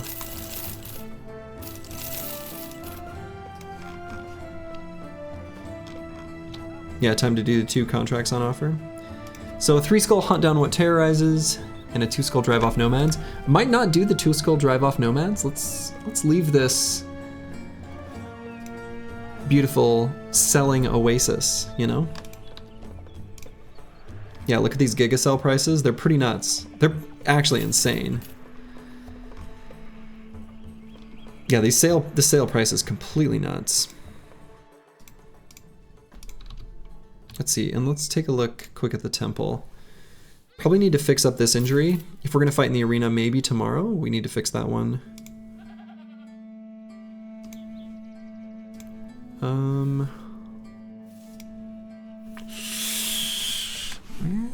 We'll leave the other ones for now.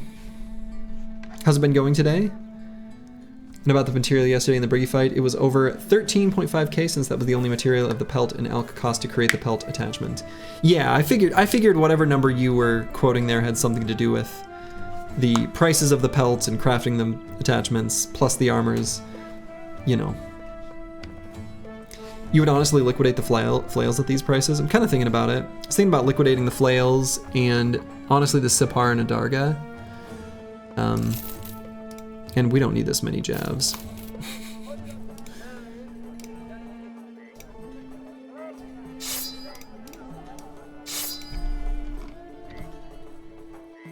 We don't need the bandages. We've moved on. Yeah, these flails, we don't really need the flails. We can find other backup weapons as needed.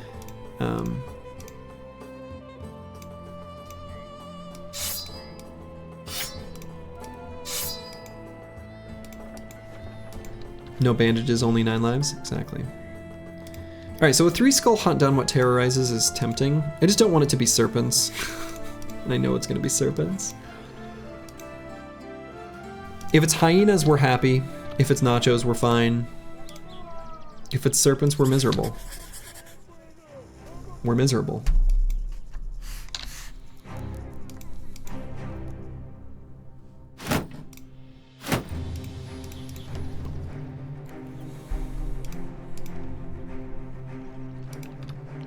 A 3-skull, also not loving that, because it's going to be a lot of them.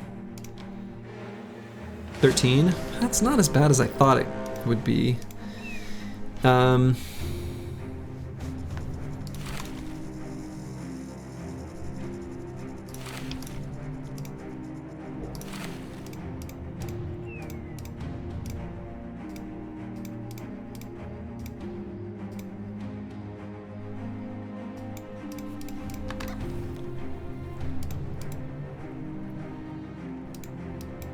Someone to give a chat a spot? Possibly.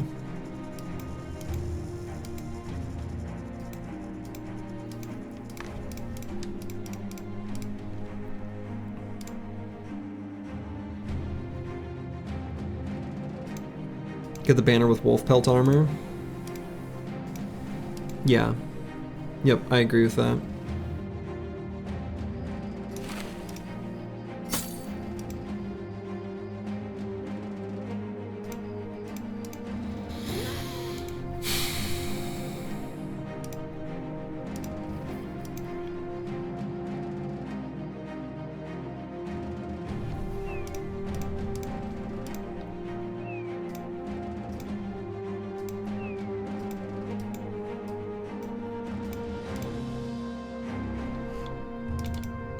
Okay.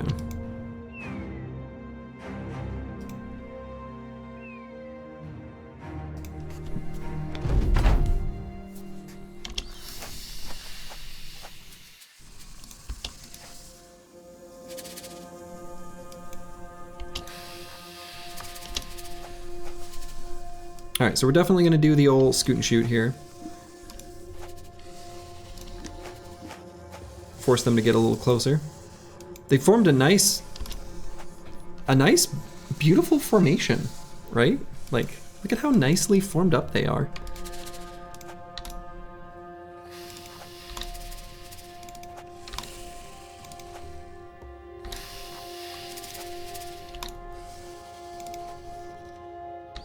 And we've got the Chaucer up a little closer than normal. Oh, I should not have switched weapons there. Missed the opportunity to do a bow shot. Didn't look for the range. When you've been talking about Glads being a 12-bro company, does that include the ones in reserve also? You don't get people in reserve, that's what it means.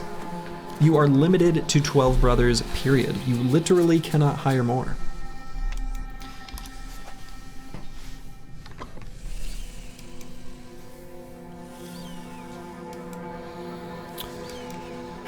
So is this the turn where I push forward?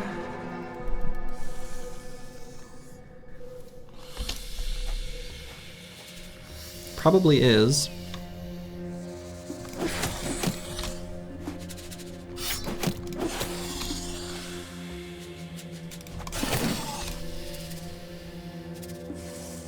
I shouldn't have.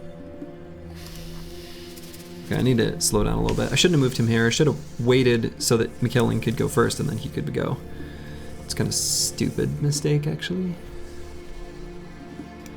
I think I'm going to try to get damage on that one. The idea is maybe the Chowstricker can get a kill.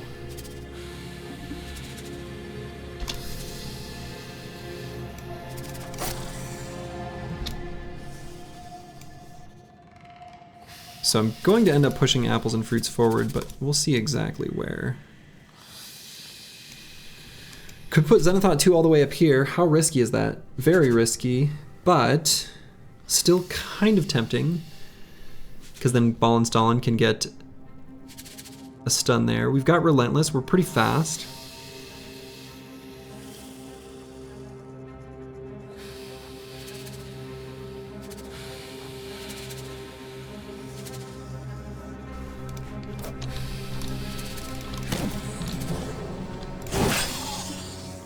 Didn't get it.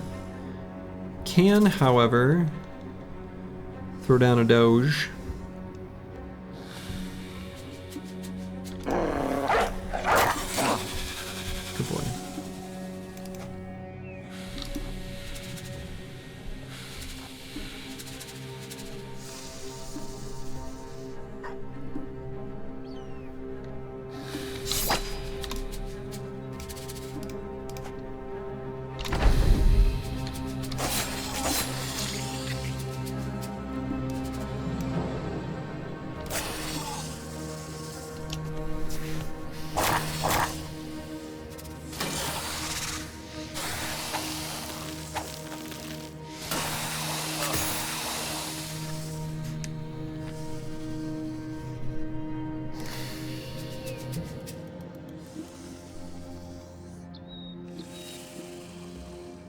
Okay, so this is actually a pretty okay opening.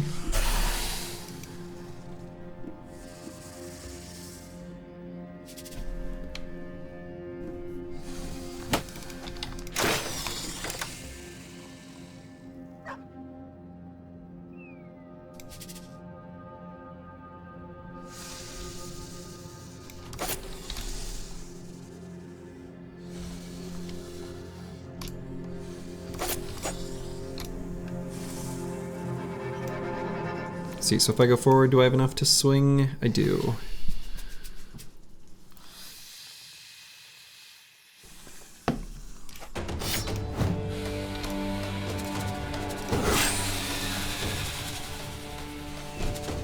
Pretty nice.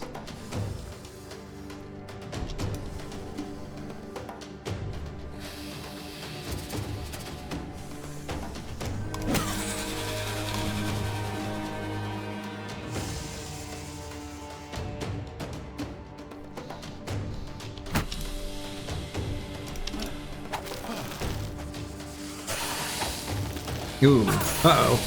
See you later, Oto-sama.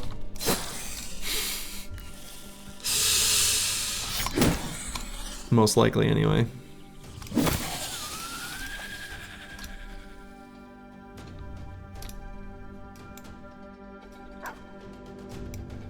The fact Greatsword can do area attacks is so nice as a weapon. Sometimes, yeah.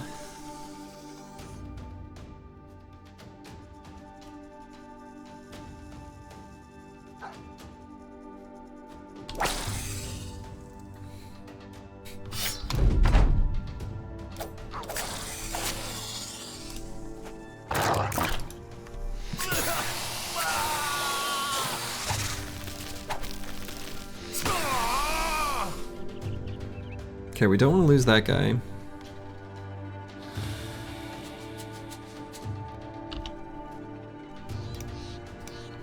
Still got 9, but...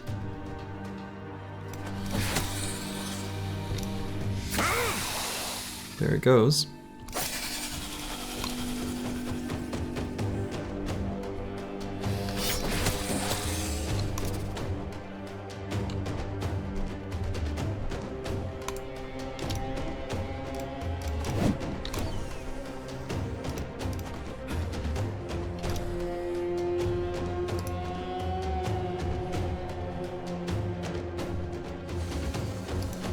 Did one of the Glads die? No.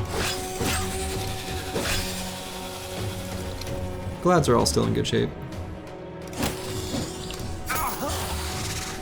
Oh, tried to run. Shouldn't have done that.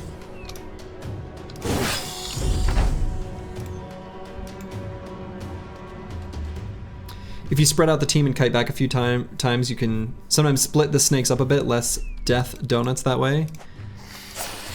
I've tried that without that much luck, because what I've found is sometimes they will create more death donuts, but it could be the way I'm retreating. I haven't done it that much, but my limited experience with it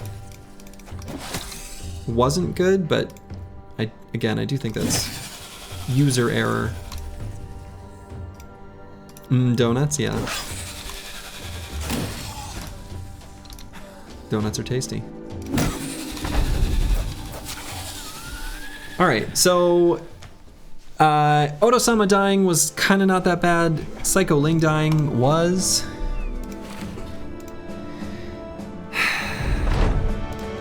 Yeah.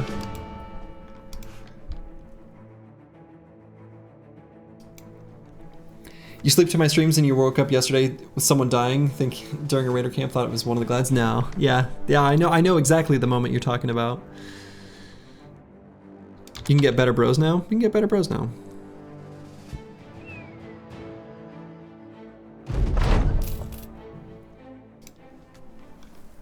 Okay. So we're looking for a banner. Banner of some kind. And then probably the other can be kind of generically anything. We'd be open to a thrower or a hybrid of some kind. We're open to a lot of things for the other bro.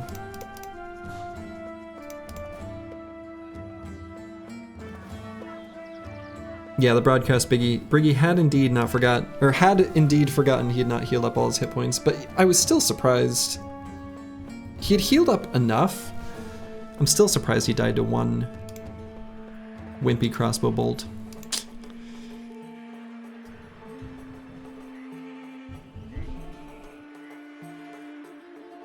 Come on, if you call him Temp Banner, he'll live. Okay, so if I'm looking for a banner, nomads are a terrible choice because they have pretty bad resolve. But we still like the idea of hiring a nomad.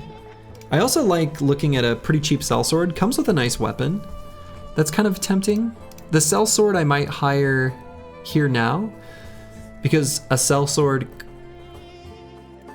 could be literally anything, and they're often very good. Beast Hunter is an option. Beast Hunter is an option. He's pretty cheap, Beast Hunter. Beast Hunter could make a really nice banner. So what I'm thinking is, instead of buying the cart that I said I was going to do, we're probably going to hire this sellsword, and assuming he's not banner material, and even if he's not a hybrid, I think then we hire the Beast Slayer.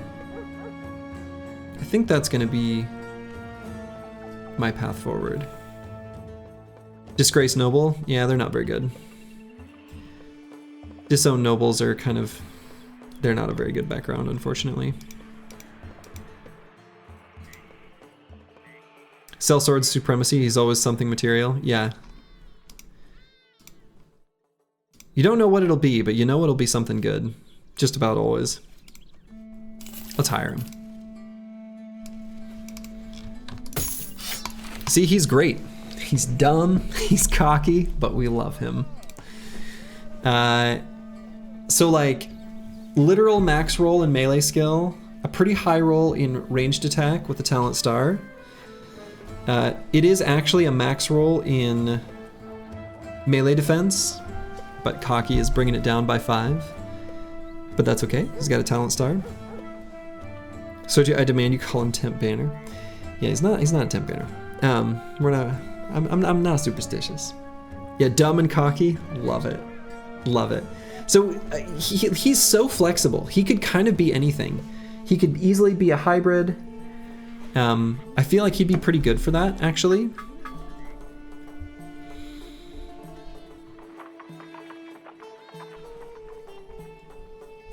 He's a frontline gunner. He could be a frontline gunner. Night Slayer goes hard as a title. It absolutely does. Yeah, he could be a frontline gunner. His fatigue's like a smidge low for that, but his other secondaries are fine, so that could be where the points were allocated. Could be allocated, and that'd be fine. Overqualified hybrid. I mean, fair enough. Let's see, what's his first level up look like? Okay. Well, next on our list, go Illumi.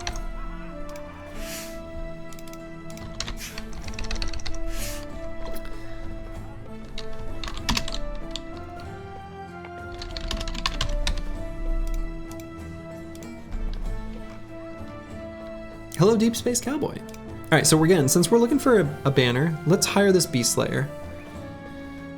Beast Slayers have nice high natural resolve. Okay. This guy will work, right? Can you be on the list again, Mr. Yeah, you can. Consider done. Corvus Korak.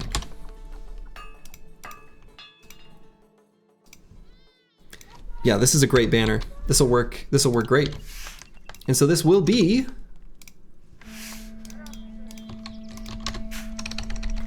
Gamble Lord.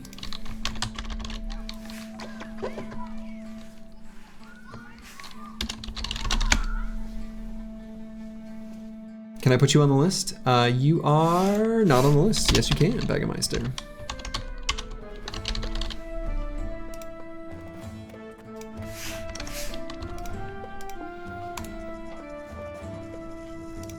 Okay. 52 base resolve has to be a max roll. Actually, his base resolve is 47, but we got another cocky bro. -4 range defense, yeah. He's definitely not going to be arrow screener. The funny thing is, we might want to take anticipation on him with no investment in range defense, just so he gets +10. But no. Yeah, so go Illumi. This is a fascinating brother. Could be a frontline gunner. You know I love me a frontline gunner. Love it. Exclamation mark Q. Yeah, I should make a command like that, but I'd have to update it all the time. This is what it currently looks like.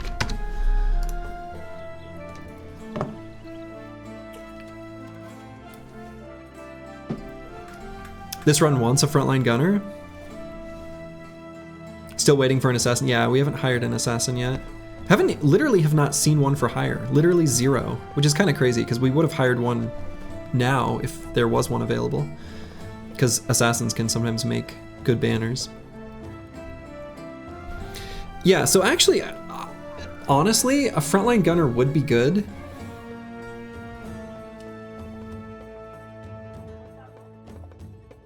A frontline gunner would be good, actually. You should make these plebs pay using channel points to join the party. I mean, I could, but... What is a frontline gunner? I don't think I've seen that build.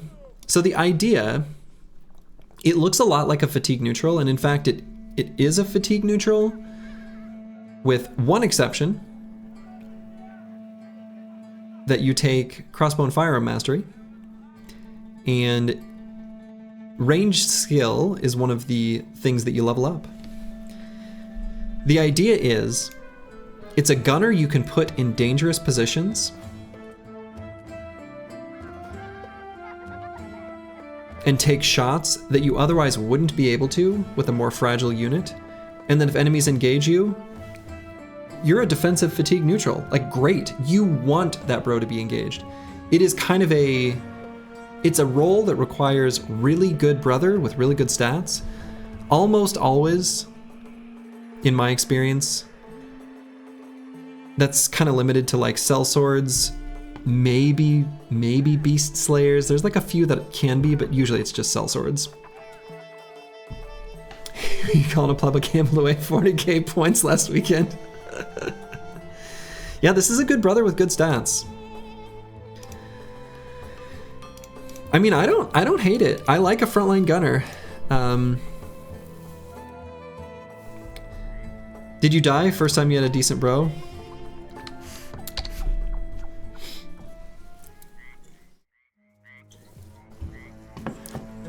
First fight.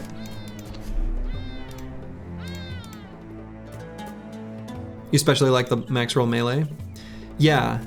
And so another aspect of the frontline gunner is you want it to be a brother with really high stats, and you kind of don't care about talent stars because he needs almost everything.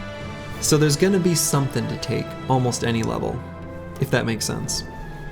So like here, you know, we'll take this level up like here.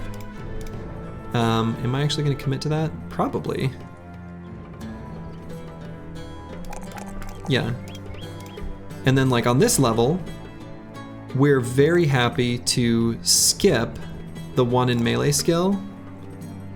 We're not gonna skip any of the melee defense ones. We're unlikely to skip ranged skill. It is a unit that needs some fatigue. So, yeah. So I think I'll take the +4 in fatigue here. We're definitely grabbing 9, no question.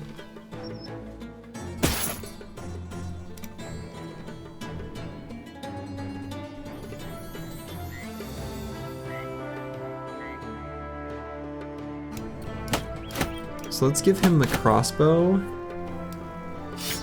and a bill hook for now. Have him chill in the back line looking like this.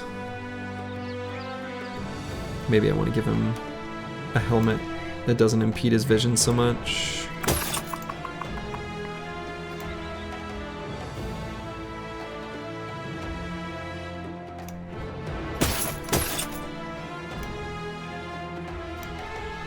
Okay. And then second level, maybe I'll just grab quick hands. Colossus next. Could do Colossus. Colossus would be fine. I think I am still gonna go quick hands. Sometimes you gotta fight your way for safety, you know? Master Maticus, thank you for the Prime sub. I appreciate it. Can you get added to the name list for Lone Wolf? Yes, you can.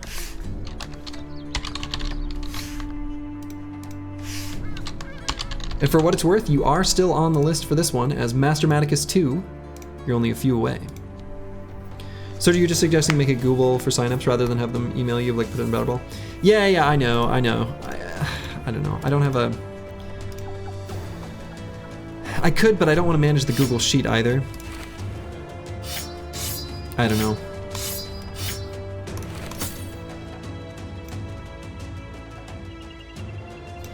Let's see, and I do eventually want to have another frontline just to stand next to apples and fruits. Ugh. I just don't have a good person to sit there right now.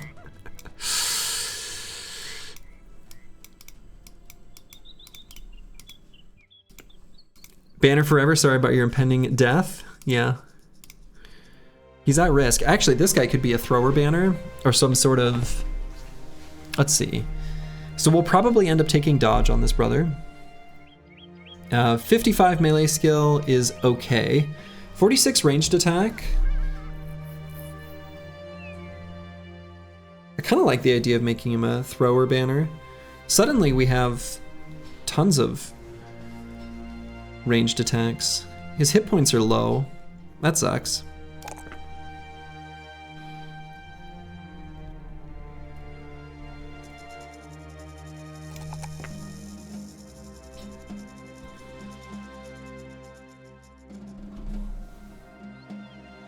Instead of a thrower, we could also make him a gunner banner.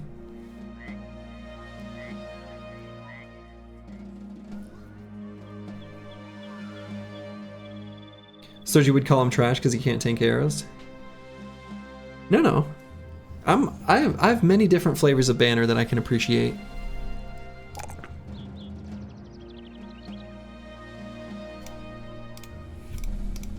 Definitely taking 9 lives here, though. We could use 10 or 11 if we're being honest. I say we just make him poke. No. His range skill is going to be way better. That'll be a better choice for him.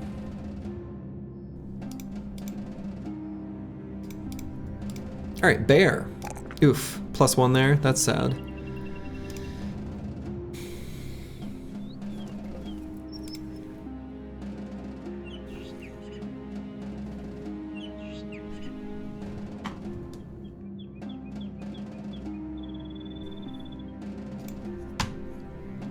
Does anyone know, and maybe I could look this up, Bear's Glorious Endurance. If you get hit in the body with bone plating attachment, does that start charging up Glorious Endurance or no?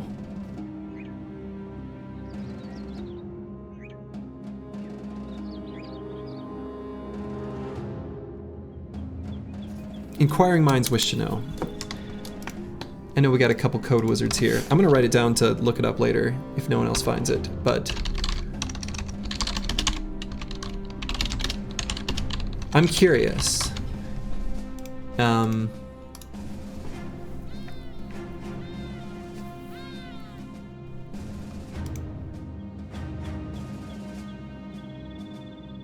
It's an attachment to on damage received.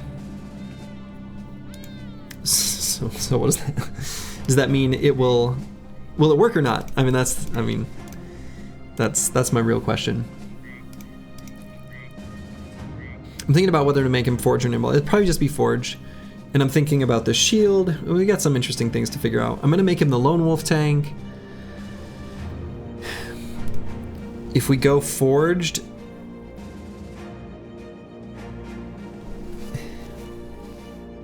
all bone plating does is set the total damage multiplier to 0 before you take damage. Okay, so to rephrase, you still receive damages to total 0. Okay, so if we have the bone plating attachment and we get hit in the body, it will give him a damage reduction. It'll start the damage reduction increase. Okay, that's good to know. That's really good to know. That's really good. Okay. All right, so forge tank is gonna happen. Bone plating is going to be wildly good. Bone plating, then, makes me very tempted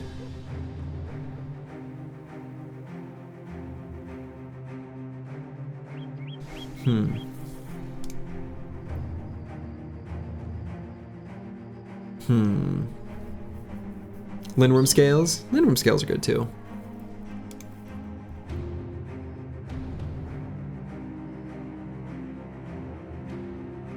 Yeah, we'll just go forge. We'll make him a forge banner. I'm just thinking about whether I invest into fatigue at all at this point, right? Because he's level 8.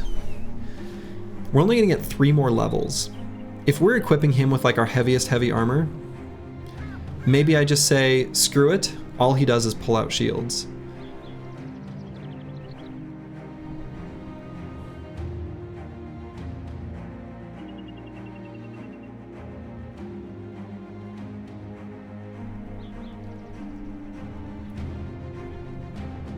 A variety of different shields. You haven't really appreciated the Indom tanks last run? Yeah, I don't really make that good a use of them, honestly. They don't pair that well with Spear Bros in a lot of fights. They don't do that much for you. So I'm like kind of tempted to just leave fatigue where it is and just always level these other 3 every level. We can skip recover. We can skip Indom. It frees up some other perks that are actually genuinely pretty useful that I feel like I'm always missing on my tank. Like Pathfinder, super nice.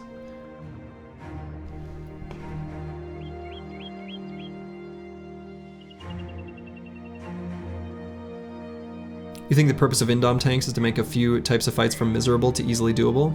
Agreed, but I feel like Spearbros do that same thing to those same fights. Right? Like the Orxia tense camps. And ones against Barbarian Chosen. Unholds is the one where you really miss Indom. For sure. I don't know, screw it. We're gonna do it like that. We're gonna try it. Should work.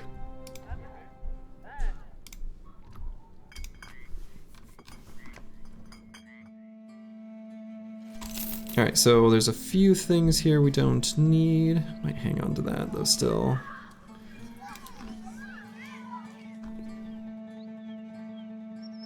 You can do on-holds without Indom. Yeah, they only yeet the tank if there's a guy behind him, exactly. It's a positioning thing. Yep, for sure, for sure, for sure.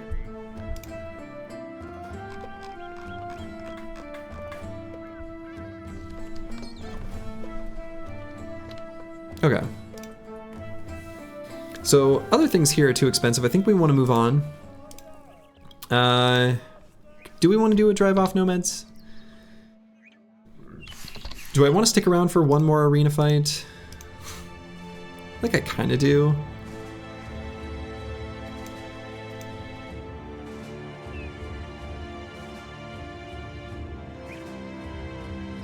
Maybe I head down to this Dead Oasis camp.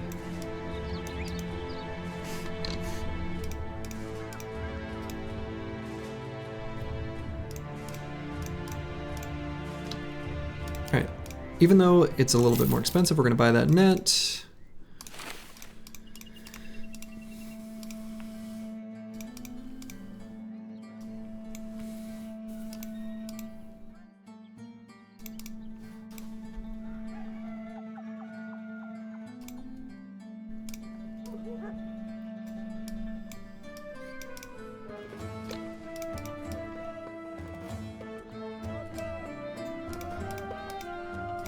I don't know how I want this team positioned. It's so awkward. We need one more like good armor / good armor with frontliner.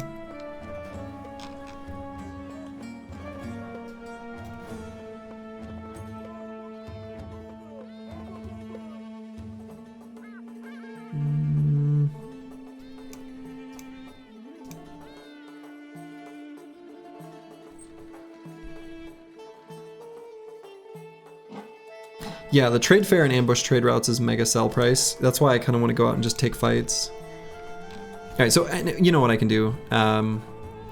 Let's see.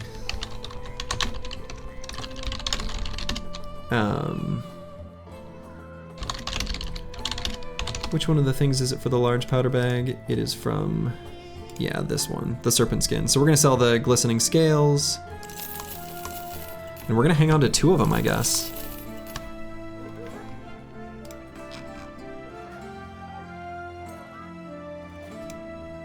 Ball with a shield could work. Yeah, maybe. I was thinking more just someone with good range defense. So what I might do is like put Koldoge out there, but like something like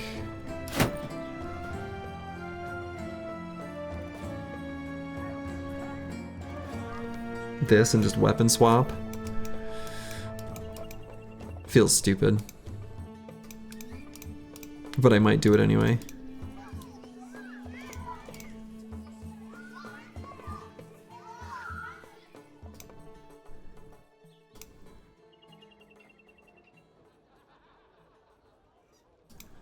Put the knife in his bag then.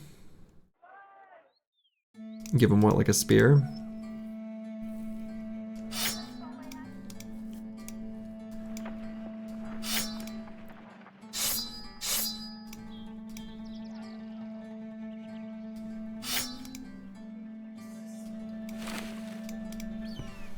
Alright, Nixider's not allowed to do any melee.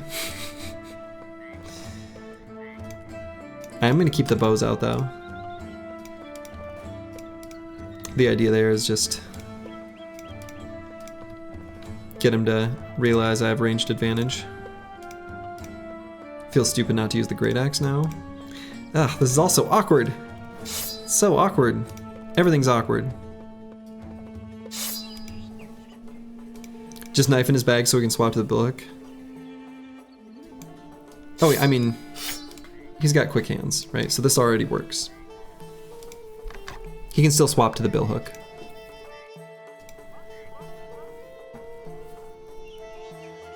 I mean, it still takes a penalty no matter what when you put a shield away.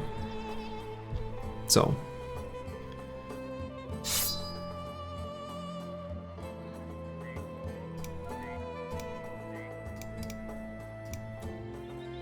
Give the undead weapon to the thrower. Yeah. I don't know, giving him a net I think is pretty okay too. This is so awkward. T-Wins with this terrible injury. Yeah, I don't know.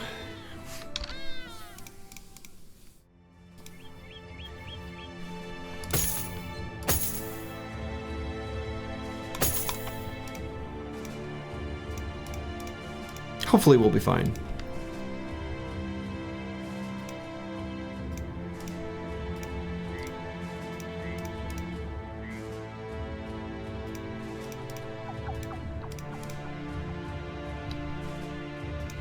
Alright. Next fight's gonna have 2 blade dancers. How close are we to getting a surgeon?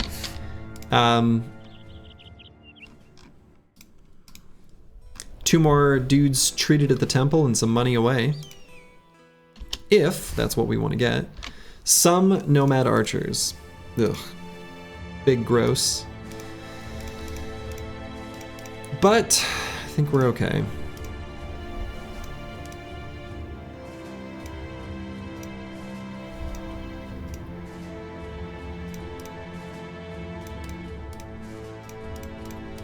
All right. 200 armor leader getting dagger, let's get it. Yeah, we'll see. All right, not too scary of a lineup of outlaws. Are you wrong to think that Surgeon is almost a must with this kind of background? No, yeah. I mean, I think Surgeon will be good here. I agree with a bit.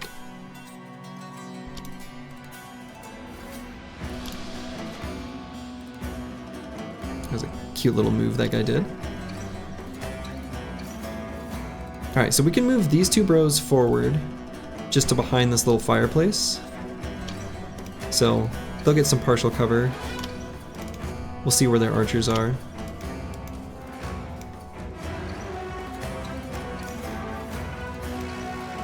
Three-headed flails for the throwers can be nice. True. All right, so we'll put Zenithot 2 like up here. Still don't know where their leader is. Must be down here somewhere. Okay, so they're not going to shoot at him undercover. Interesting. Okay, so there's the leader.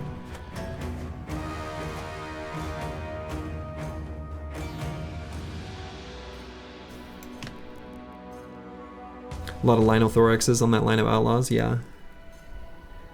Alright, so we can cover a lot of ground with Mikhail Ling. Spear walling.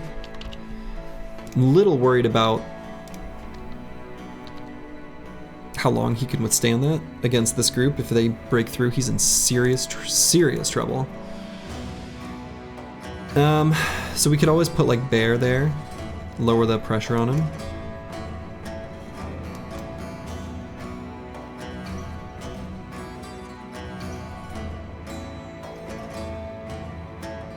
Yeah, it's a high DPS Nomad Blob, like a really high DPS.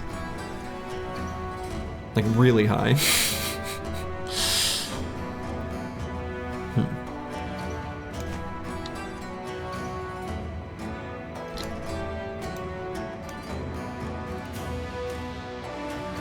Alright, we're going to try to put the throwers here, at least to bait the attacks of their archers next round, as much as we can.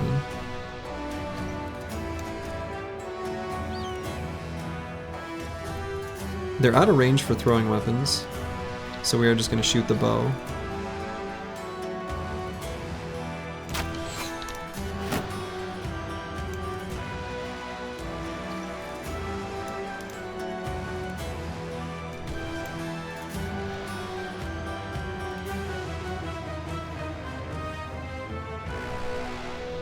Okay, so we're gonna bring in Tiwian down as well to help out down there. I don't love this fight. 15 enemies is a lot for our squad right now.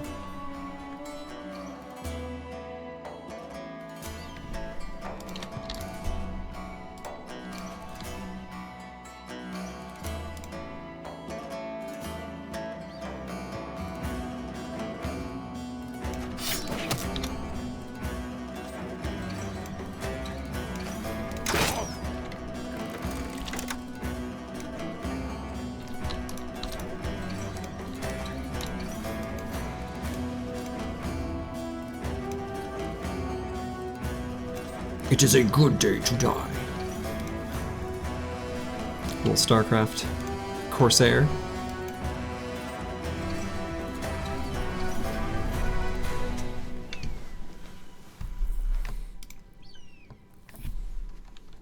Yeah, we're gonna move ball installing up and just bring a net out.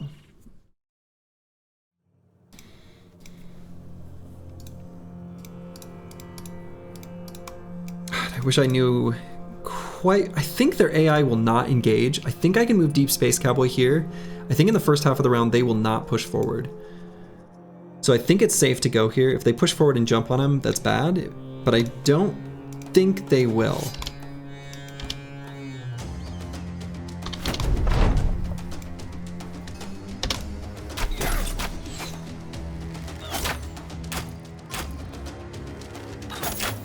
Yeah, and that's a lot of ranged attacks that hit killing. They are pushing forward. Only with that guy? That's weird.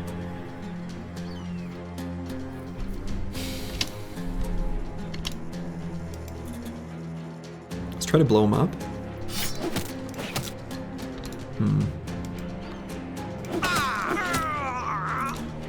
Okay.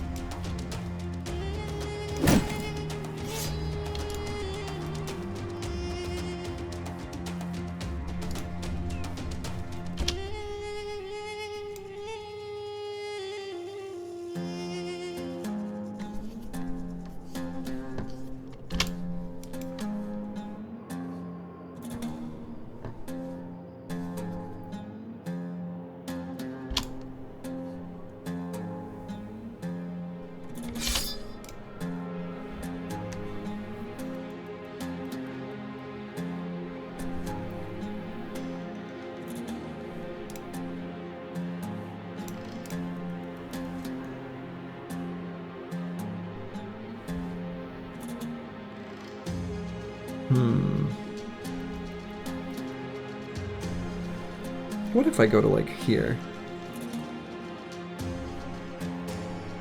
What does that mean for my life, you know?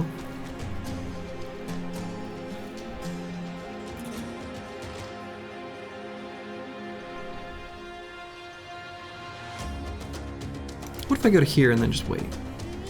Archers have gone, so I don't care about where I'm screening for arrows. And I think this bro getting in some faces is gonna be good.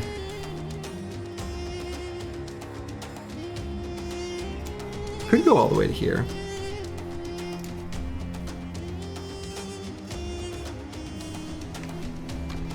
You wish you had half the patience Thurgy has when playing Battle Brothers? Patience is a virtue. Whew, stabbed him in the head. You love to see it. Okay, that's the kind of things we want to see. Generally speaking, anyway.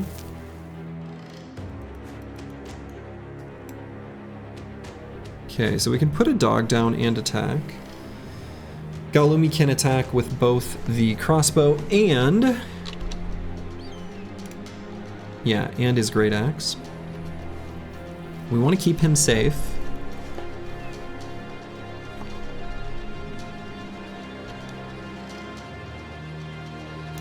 The dog's gonna get killed by this nomad leader, almost for sure, unfortunately. But I feel like that's just... that's already a foregone conclusion now that he moved there. That's just a necessary maneuver.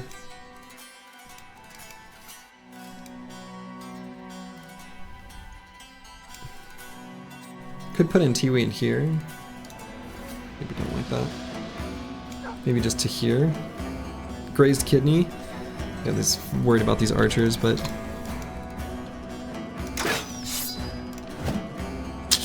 missed the 64 and the 72. Really? That's sad. All right, so cool Doge.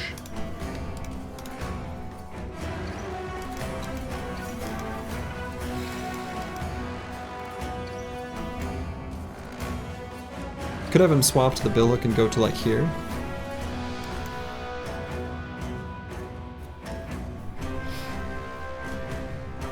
He's done arrow screening.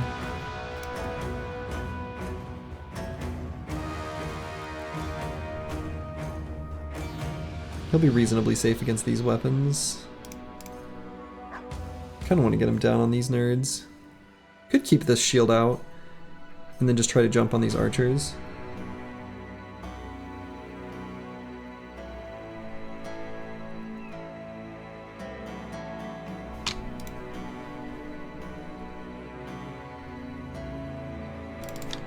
Yeah, let's do that. So we'll push McKelling up.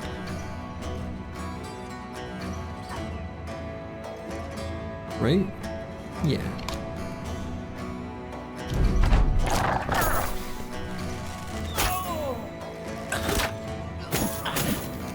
Ooh, that stun there hurts. That stun there hurts a lot. That's really bad. Hit him with... oh boy, oh boy, oh boy. Oh boy. Some of that was expected, some of it was not. That was bad.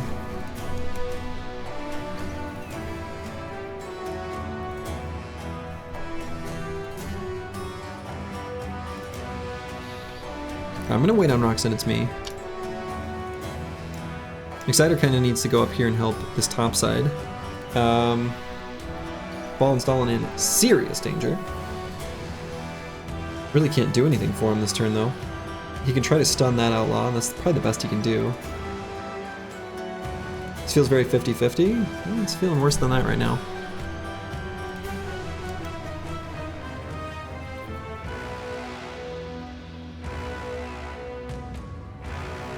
Ball and Stalin ++. Could be. So let's go and just throw it in on that guy.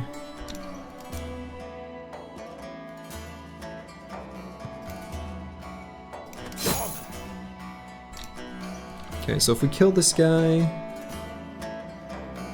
we do what with the rest of our AP? Run?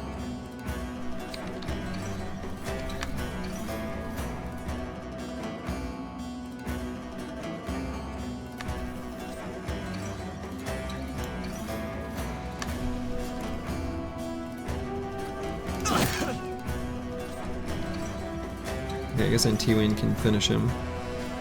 Definitely gonna go for the stun, or maybe, no, I think we hit this guy.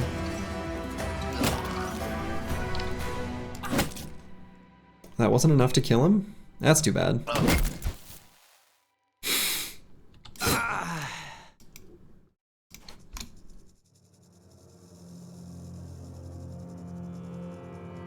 don't dare put Golumi in contact with this cleaver.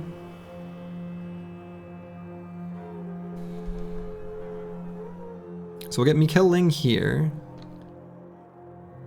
Golumi can be here, and that's fine.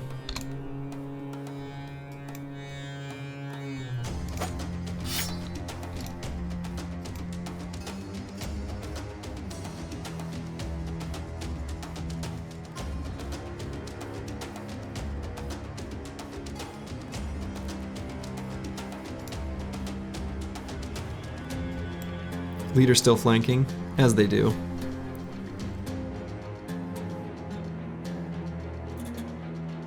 So I'm deciding with Deep Space Cowboy, I either like walk up and just like stab this guy, which would be fine. I can go here and spear wall, which prevents these two nerds from being able to do anything, or at least for the next round, which maybe I just need to do.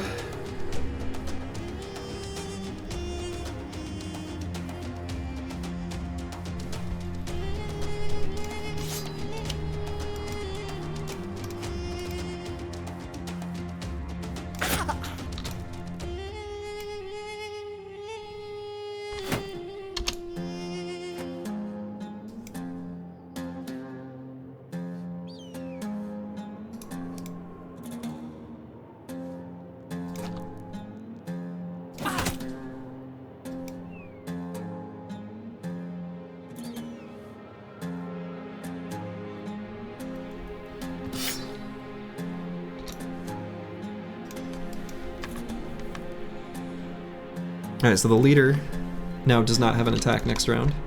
He was so eager to flank. Please don't keep shooting Golumi. That was a good miss. Oh god. No, no, no, me killing. No, no, no, no, no, no, no, no, no, no, no, no, no, no, no, no, no, no, no. No, no, no.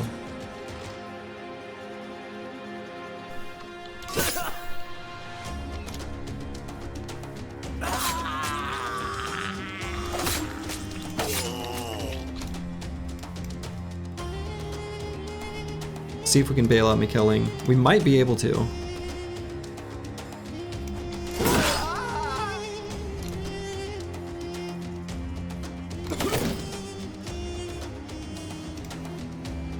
Antiwian going to Valhalla? Yeah, Antiwian, if he dies, he dies. Gotta be honest, that one's one. That's a result we're just accepting. Unless. Nope, we're just accepting it. Oh, Golumi doesn't have enough to...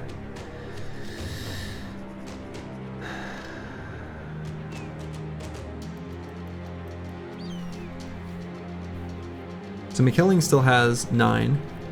So he'll get that next round.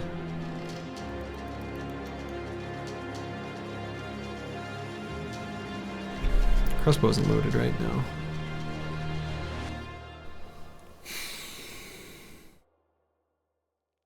So Roxanne me still can pull out his jabs and throw twice. We're gonna hope he can kill that outlaw, so we're gonna get melee contact there. So we're gonna wait here. We want his turn to come later in the round anyway.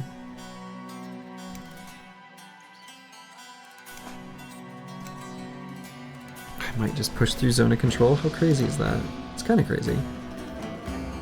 Get in range of this archer.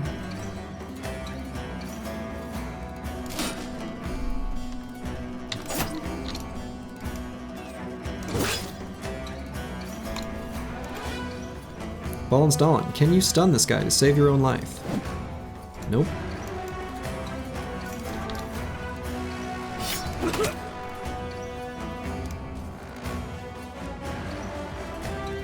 Roxanne me is out of ammo.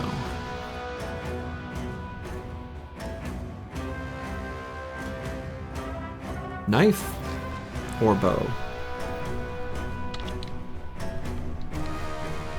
Bow. So I think I want him stammed out. I want him going later in the turn order. I want, when 9 lives gets procced, I need his turn to be delayed.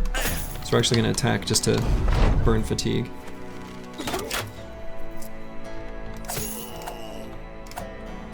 Oh, come on.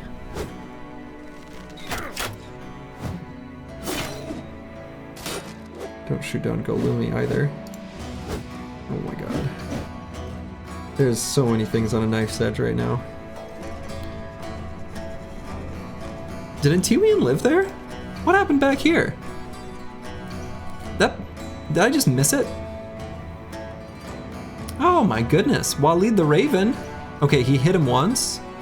Oh, and procced 9. Okay, right. No, so he procced 9. Go Lumpy dying today? Not today. No. Not today, Satan. Not today. DJ Van Pelt, thank you for the Prime sub. Alright, let's move here just for resolve checks. Good.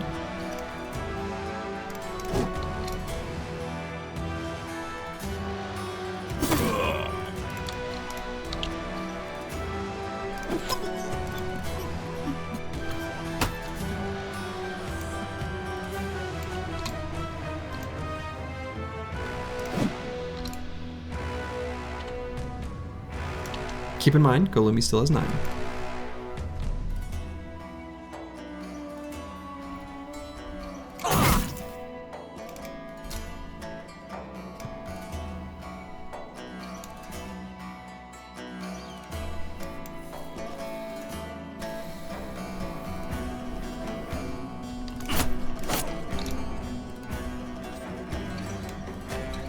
Boy, do I move McKilling here. Is that insane? It's a little insane. Hell yeah. So apples and fruits. Maybe I just finish this guy off for the resolve checks on everyone else.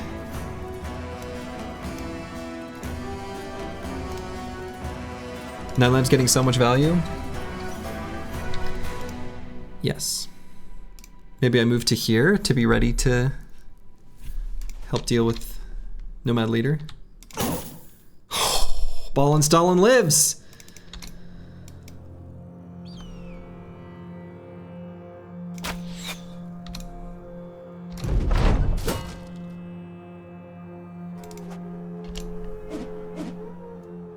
Antiwian lives.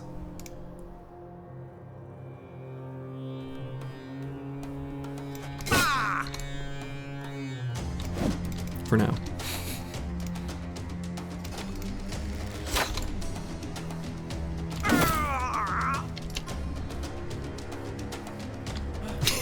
Dark Paladin knows. For now. Alright, we're gonna get some surround bonus there, so we're gonna wait there. So Golumi hasn't procced 9 yet, so even if that archer shoots him, he's okay. So we can wait there. Actually, we can... Oh boy. Killing also has not procced 9 yet. So let's just stop this guy from running. Deep Space Cowboy, however, can get in there.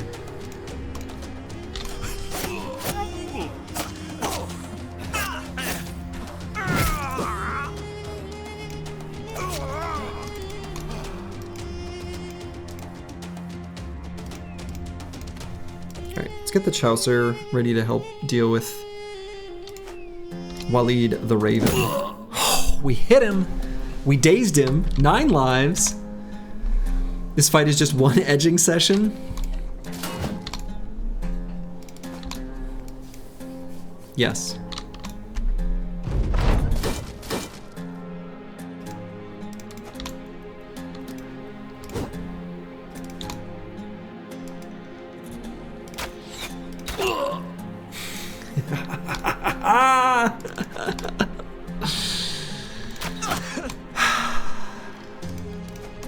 I don't know what you guys were worried about. I knew everything was fine all along.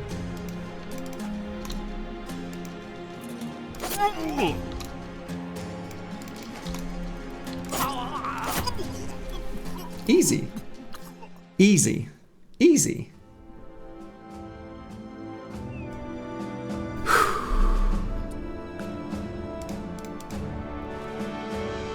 Beautiful.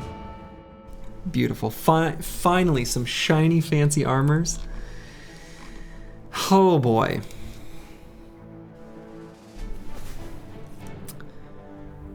Oh boy. Paging Dr. Nimbleforged? Yes. Dr. Nimbleforged speaking. Oh boy.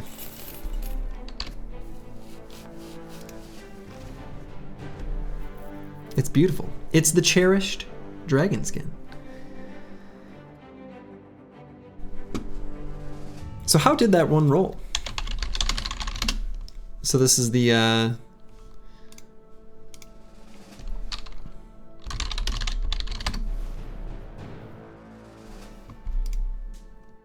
let's see. How good can this one roll?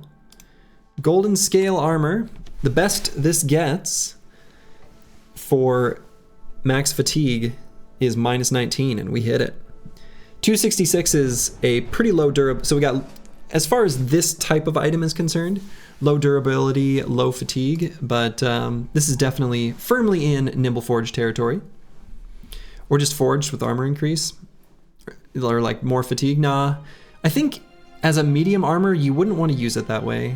Like, I think you would get value out of Nimble still by pairing this with a relatively light helmet. Now Papa Bear can be the Nimbleforged boy he was destined to be. Potentially, actually. Potentially. We just keep pumping those same 2 stats. Like I said, we can do sort of our goofiness with stopping, pumping fatigue. Just focus on hit points, resolve, melee defense. We've got this shield already. Papa Bear is...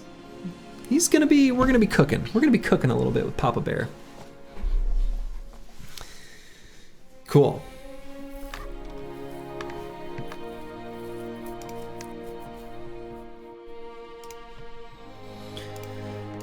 What a stressful fight though, you know? Stacking mega multipliers, exactly.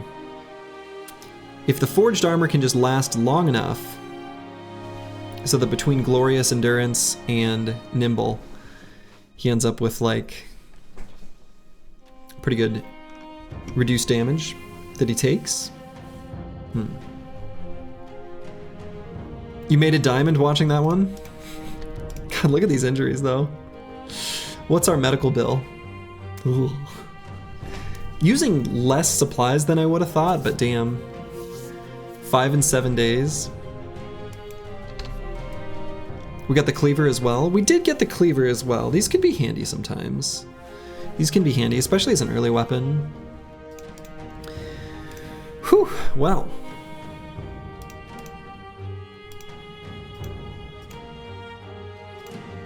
Half the company is out for a week though, not a whole lot you can do with them. Yeah, we're gonna be spending a little bit of time at the temple. Reflecting. Golumi, who made it out with 1 hit point. Good lord. Okay.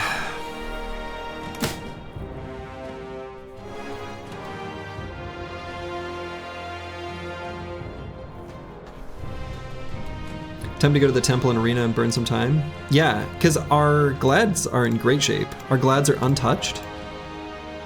So, yeah, we can definitely go spend a little time in the arena.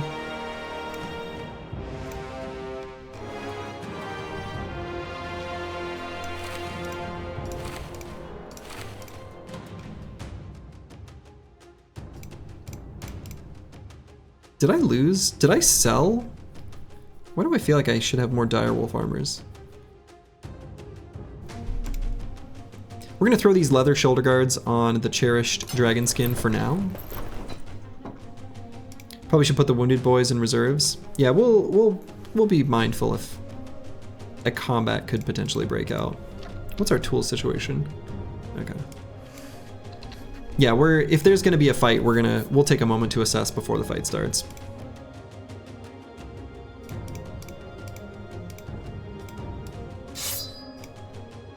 Probably put the two-handed scimitar on someone. And Tiwian kind of deserves it. It makes sense, right? Your glorious lion holding a glorious spear and shield.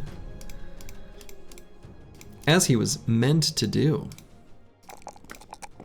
Alright, Koldoge, still looking like he's probably going to be a excellent fatigue neutral. This is a tough call between hit points and resolve.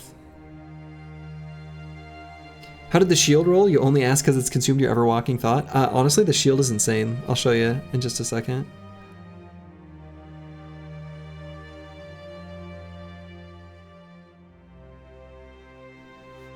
So yeah, let's go... Resolve? I don't know. No, let's take hit points. 62 feels really low. You can get away with slightly less hit points, I think, with Iron Jaw, since one of the big benefits of hit points is injury reduction, and Iron Jaw kind of makes it so that with a smaller hit point value, you can avoid injuries, but you still need them just for survivability's sake. And then I might actually just go Path here. Gifted is also good, but I think right now in the desert we're gonna go with Path. It's not that hard to pick Resolve here. The 58 HP is deceiving. I don't know. We're definitely gonna want both. That's why it's tough when they both roll a +4. If we could read the future, we would know what we should have chosen there. But we don't know the future. Intiwian. Intiwian's kind of... Do we keep him long term? I mean, look. He's gonna be a nimble damage bro. And a nimble damage bro having huge is not so bad. He's gonna be like a great like dodge quick hands. He's already forming up pretty well stat-wise. Well. We'll grab Colossus on this level. So who on the team would I even want to replace right now? Like no one, almost? Do I feel good about this whole squad? Kind of.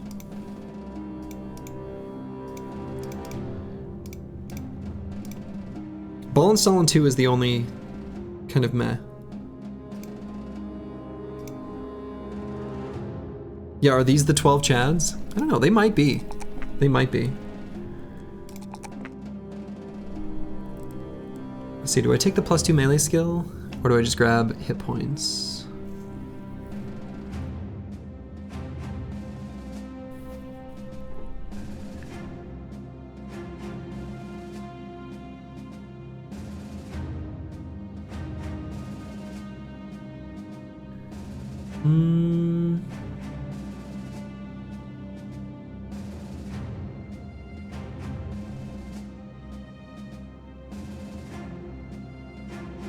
Or the melee defense.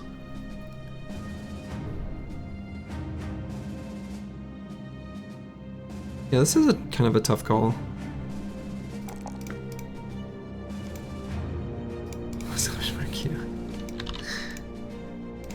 Alright, I get it. I need to make a command. Add new command.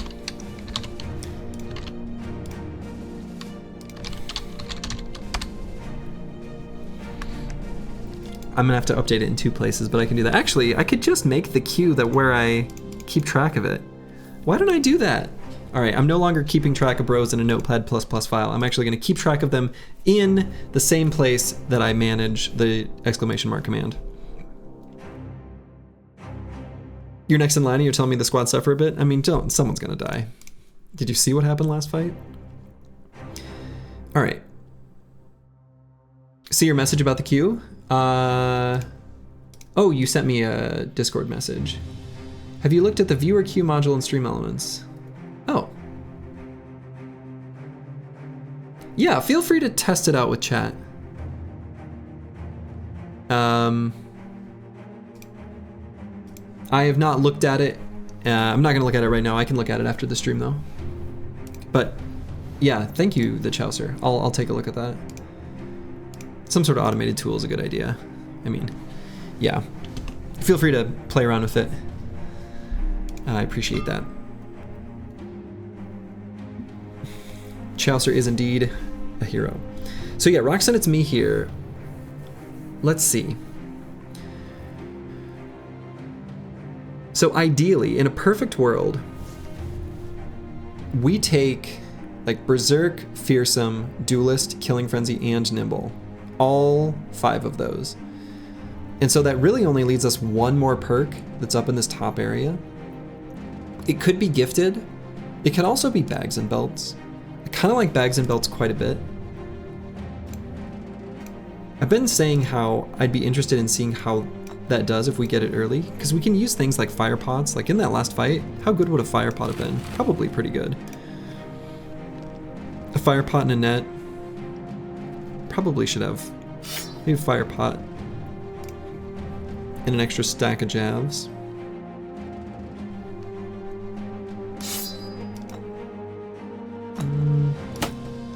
Yeah, I don't know.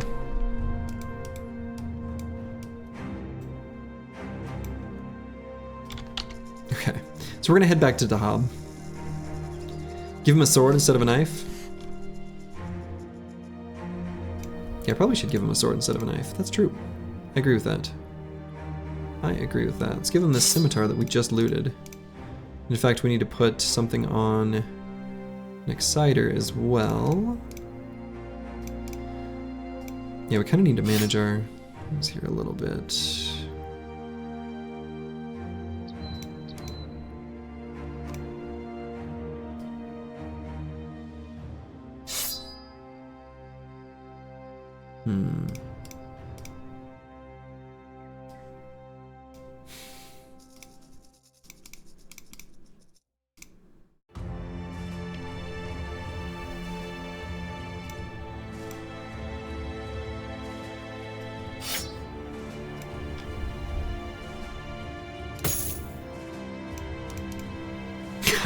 so beat up last fight. Like, just looking at the condition of everything.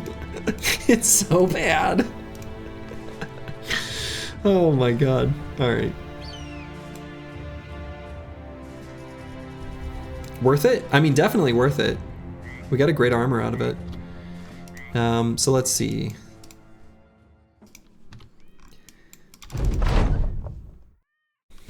Close just magically feels better. How great, because we need to visit the temple. Well, I guess we'll just hang out here. I don't know why I'm trying to go somewhere. I'm not gonna get anything done. We're gonna wait for daytime, or like the dawn. Okay. Do you give Rock a sword as well? No. Oh, we gave Rock a sword, we just didn't give one to Nixiter.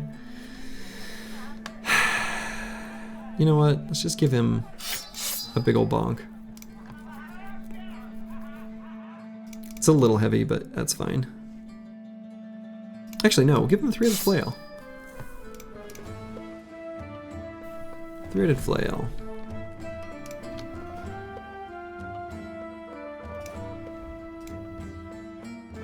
Alright, so these dies are worth an insane amount. Get rid of those. Sell all these.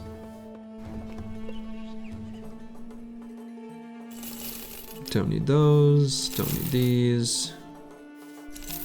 Hang on to this spiked mace. Hang on to an ancient bladed pike.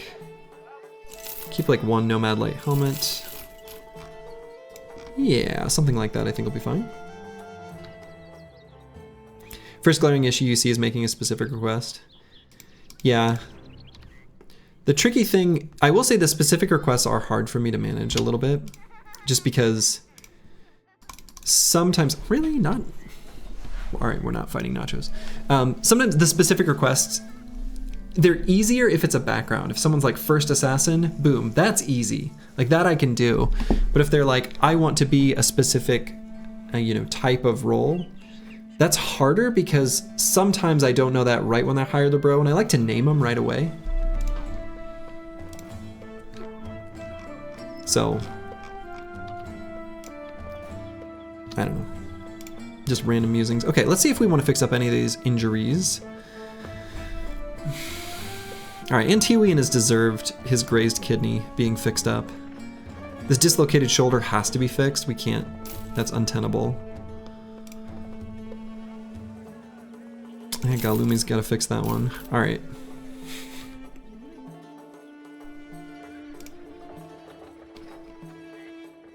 Let's see, do I sell these padded leathers then? Maybe I do, having one extra nimble armor. We're gonna loot more. That's just kind of an inevitability. Okay, and we do have another slot. We did fix up enough boys that we could get the surgeon. If we hired the surgeon, we would only have 2 days worth of wages that we could pay out. That's slightly too low for me, I think, in the current situation, given how hurt we are and how it's a little harder to take fights. So we're gonna look to hire the surgeon, but maybe not exactly right now. So let's make our way up to Kargfesta, and maybe we'll see what's on offer east of there. I feel like that's a good idea. Do it make you bring up the code for your Twitch bot to make a Q command? Is that something you've made before? You've made a Twitch bot?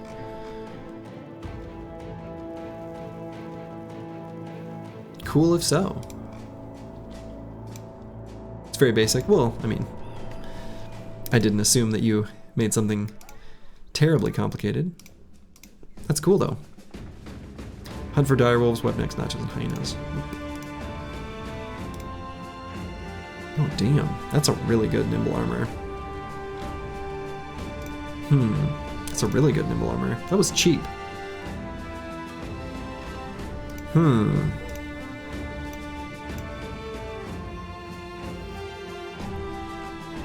can sell these trade goods for quite a bit.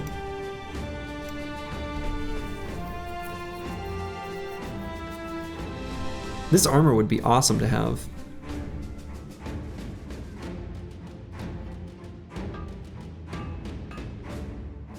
-8 fatigue, so it's about probably the lightest that it could possibly be, pretty sure.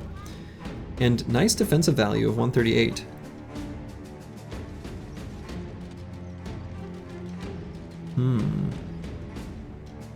Surgeon, I sleep, fancy armor, real shit, yeah. Do the contract and come back? Yeah, so the contract here was the hyenas, direwolves, nachos, whatever. That was those contracts are they kind of suck. If you liquidate a bunch of equipment, you can have it.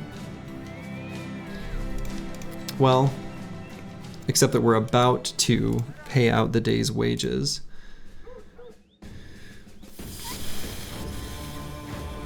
We can sell... Okay, we're gonna see if we can make like a 1-day sweep. And hopefully the shop won't reset and we'll get enough stuff to sell. You mean actual sidearms? Yeah. That's where I kind of get a little bit reluctant to do it. All right, Briggies pass through here. All right, so we're near an ambush spot, so there's gonna be Briggies on this road. Hello, Rupak Nation. Undead, okay, that might work too. If we find an undead camp, that would work great.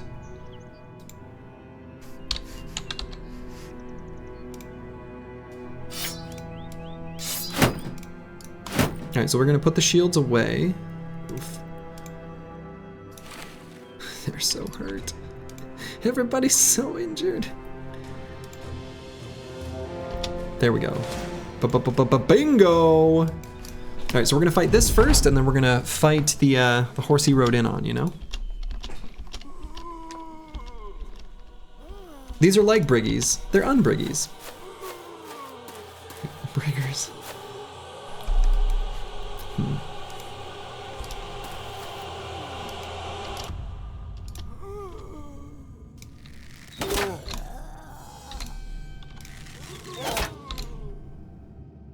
Okay.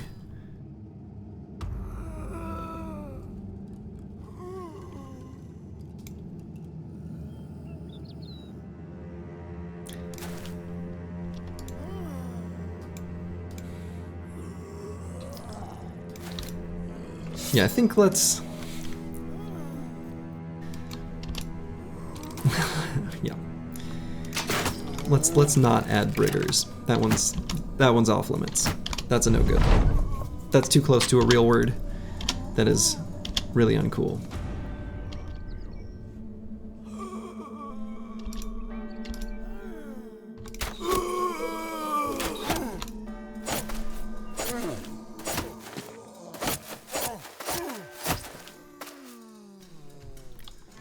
Hopefully our spears are able to withstand the onslaught of these zombos.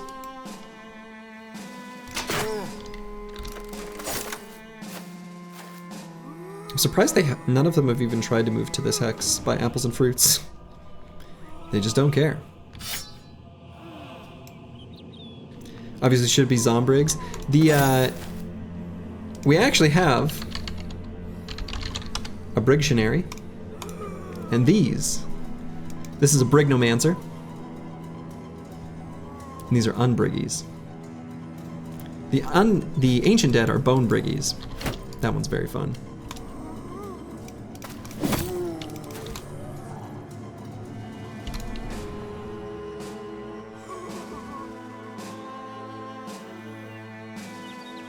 Were there no fallen in this group? No. Just little zombies.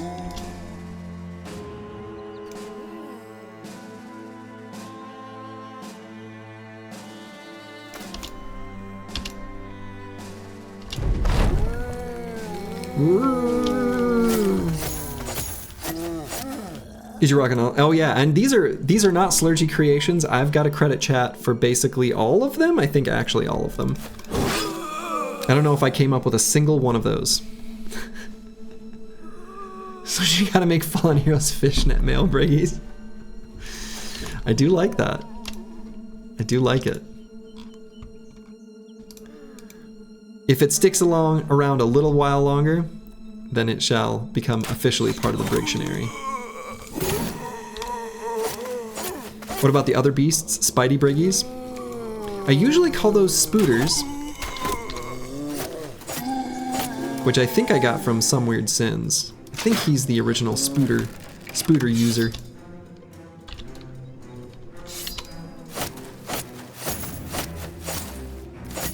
You need brickies for Ifrit's patented? But then we can't use it. Wouldn't that be sad? You know Fishnet Briggies is a good meme? Oh, it is. Or good name. It is a good name. I agree. That's what I'm saying. If it becomes, you know... Well, maybe it's been common use long enough.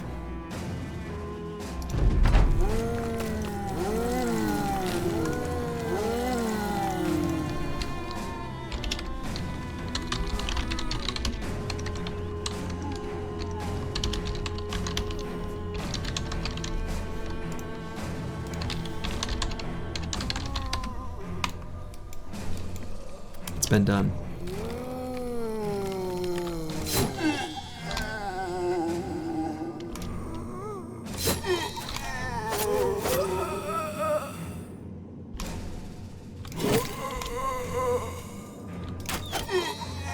Spooters and snacks.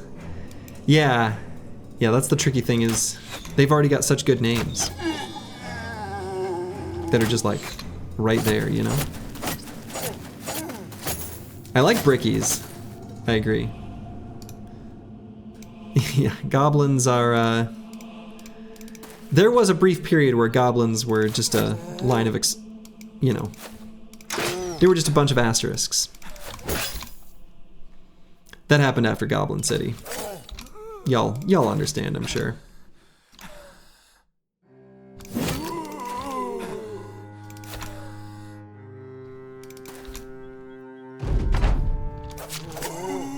Now that Goblin City disaster in the Oathtaker run, oh, that was, I think I lost all my hair.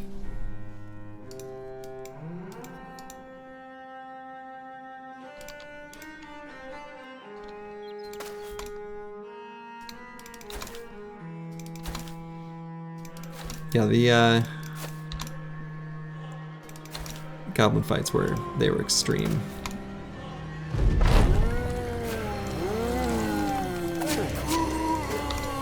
You'll check the VOD. You have that power.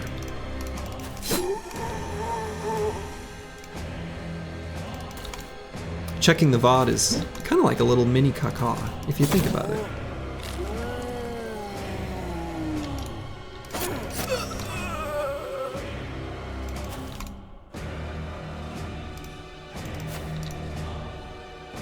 You went back to watch the Oathtaker near death? That shit was brutal. Oh man. And I've heard reports that I went completely silent for an uncomfortably long period of time. Which sounds correct. I kinda don't remember it. Was it hubris or just straight up unlucky? I think it was some of both. There was at least some amount of hubris.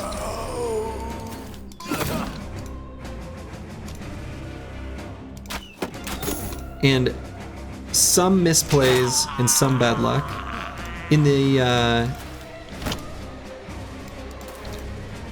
YouTube video, I actually did like a little analysis of it and kind of did some time-stamped thoughts of here's where I made mistakes, here's where I got unlucky, and here's the things that were just hubris. I did like a little post-mortem, for lack of a better word. You haven't seen that run, gotta check it out. Yeah, Goblin City, not full wipe, because Bijante survived. And it is from that one bro that we rebuilt the entire squad with extreme haste.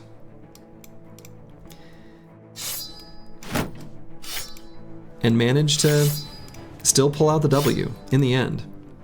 Yeah, one bro who asked for a raise, and usually, you know, I'm not much of a, not quite as much into the role-playing whatever, like, you know, the things that happen with the bros. I played this game enough that it's not so near and dear to my heart, but in that case I was like, you know what, you deserve the race. Sure, that seems correct, you know?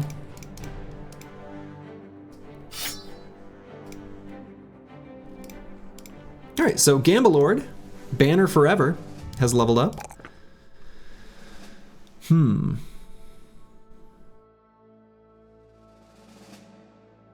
Yeah, if you want to, and there's a, after, like at the end of the fight, I start just going silent. Anyway. So we're gonna get range skill. We are going to start making use of that soon.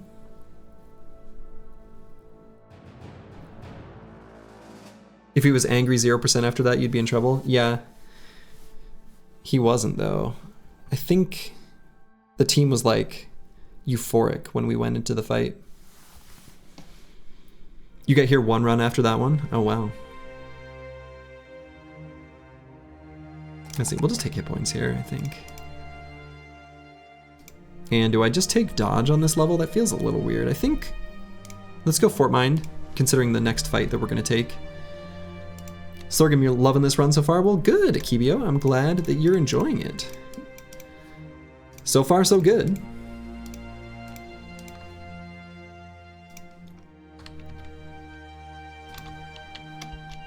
Hope you're doing well.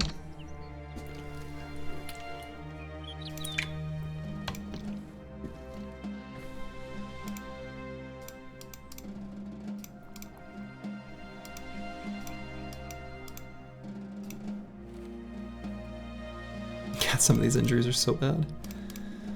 All right. Yeah, I was gonna say, I think I want the fire pot on the ready.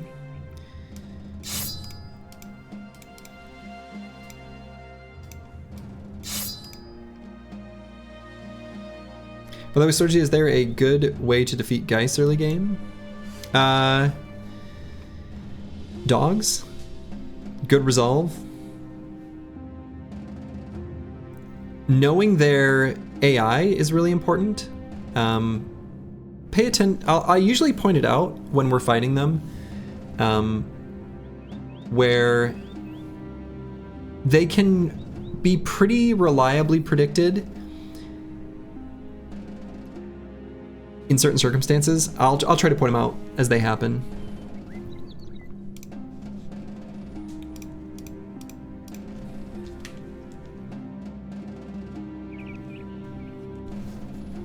Fast adaptation and whips, yes, definitely. Hold on, I gotta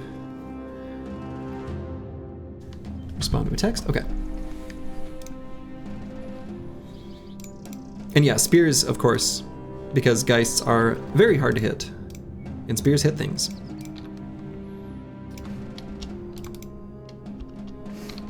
Okay, I don't think there's anything else I want to do before taking this fight. That was depressing. Clergy looks so defeated, even worse than last run's Crackle. I can never. Oh yeah, it's because it was way worse. It was way worse. All right, so there's 1 Necromancer, 3 Geists. I could tell that based on the initiative order. Based on where those question marks were. Oathtaker's had a fairly clean Monolith though. Yeah, that was you know. It's not like a rule that I don't make Monolith specific builds, because I mean, I don't know. But I just don't. Like I kind of want to, Monolith is just like the capstone of like, this team can already do everything. But in that case, I made Monolith specific builds, like, absolutely, because, well, I had to.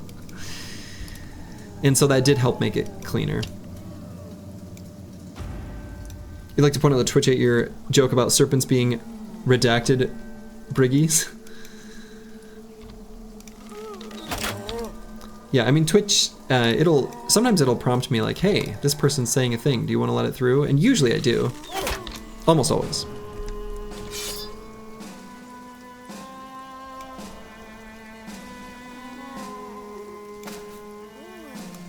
Squiggle briggies. It's pretty good.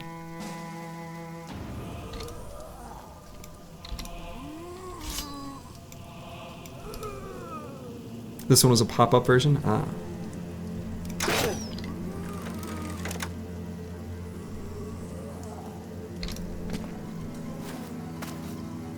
Yeah, they got a lot of pitchforks. I don't love that.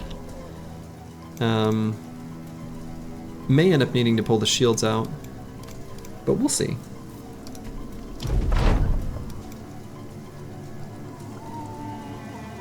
It was an "Are you sure you want to send this?" Yeah. Generally speaking, for what it's worth. Personal stance or whatever. As long as people aren't speaking to each other in ways that are aggressive, and usually that's pretty obvious if that's the case.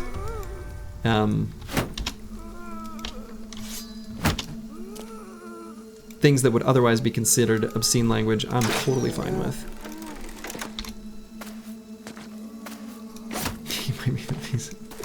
Yeah.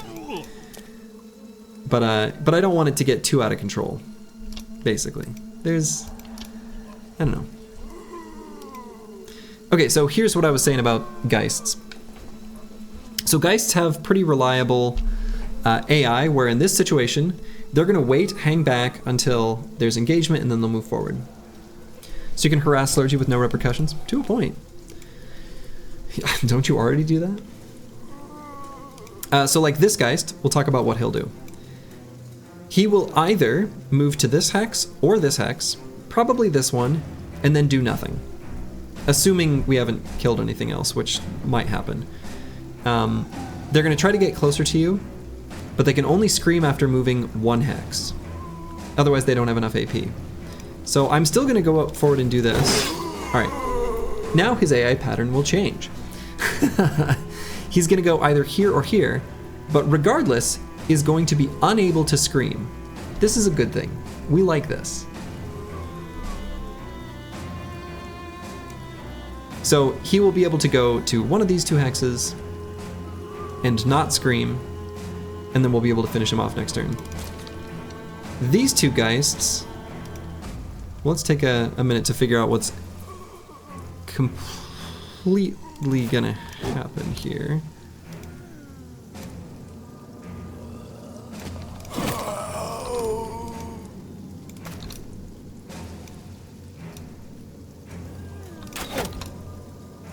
All right, yeah, we don't have enough AP. Yeah, they're just both gonna scream, but only Deep Space Cowboy is in range. He's confident. This is Lion. He's got Glorious Resolve. He'll probably be all right.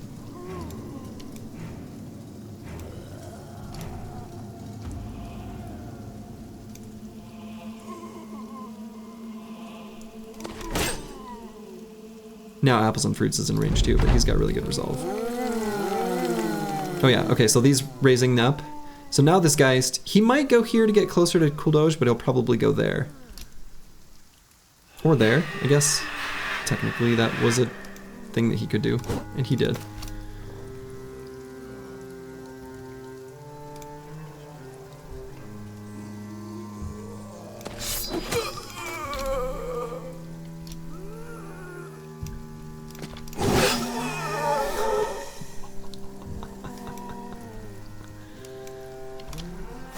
You're hoping you get to the pearly gates and St. Peter whips out your Twitch messages. Ruh-roh.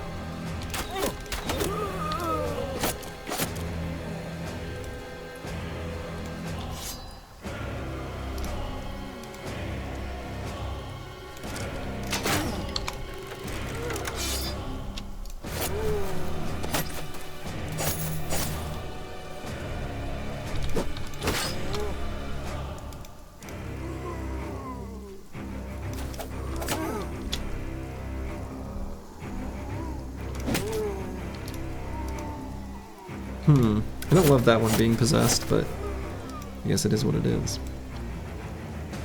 They had no Riz? Oh boy. I know these words, fellow kids.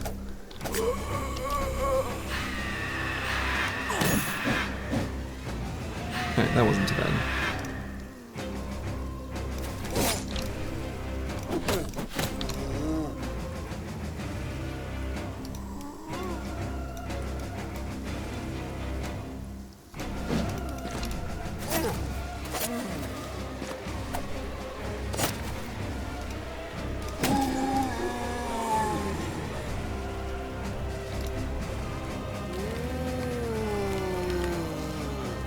So we're not going to kill that zombie that just raised up because we want this guy to bounce off the spear.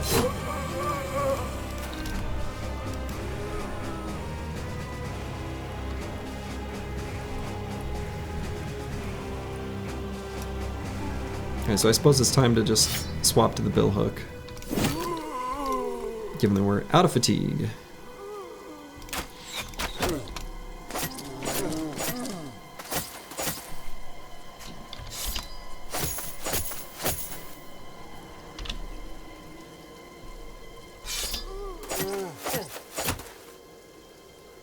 How is that spear doing? Okay. Doing okay.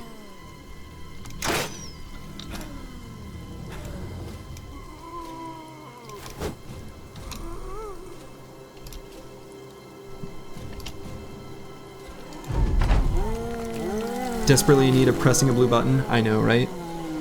We needed the blue button. Where was it when we needed it most? Ooh. That's not the fleeing we want to see.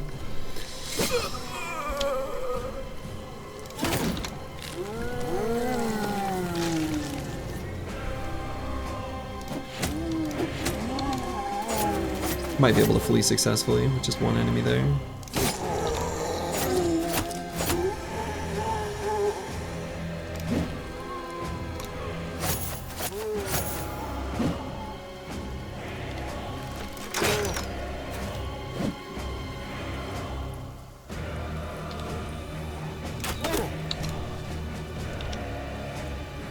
I guess we'll swap spears. It's got slightly more durability on it.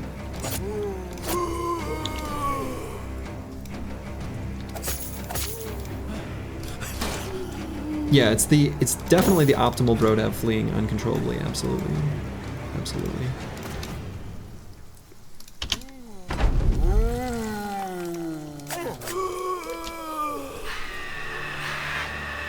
Oh, the banner. The banner goes to wavering. What is this?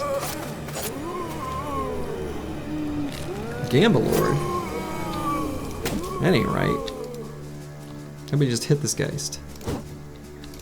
Okay, I can see why you're afraid.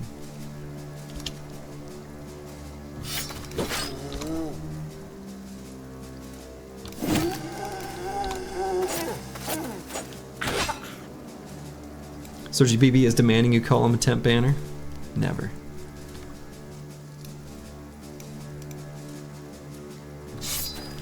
Permanent banner for life. Whoa, my game just lagged. That was weird.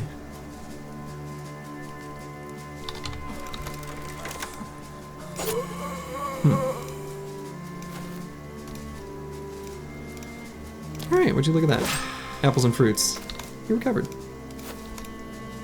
Hey, good night, Black Fire. Lag switch activated. Is that a thing in MOBAs? Or thing like would that'd be where you would do it, right? Or am I understanding the context of this correctly? The game got really angry when you said that. It is kind of, I mean, these are ghosts. This game is possessed.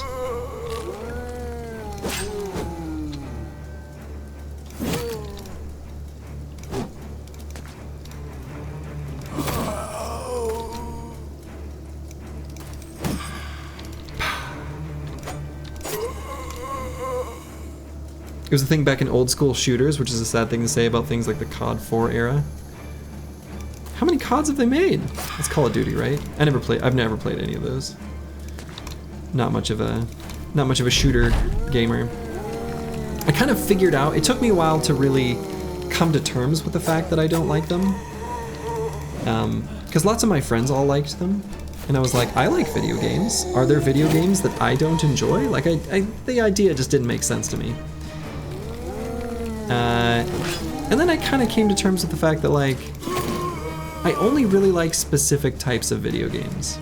I don't really enjoy any shooters. And never really did. Not really, anyway. Mostly if I liked them, it was because I was playing them with my friends. And that's different. Cod is a type of fish? True.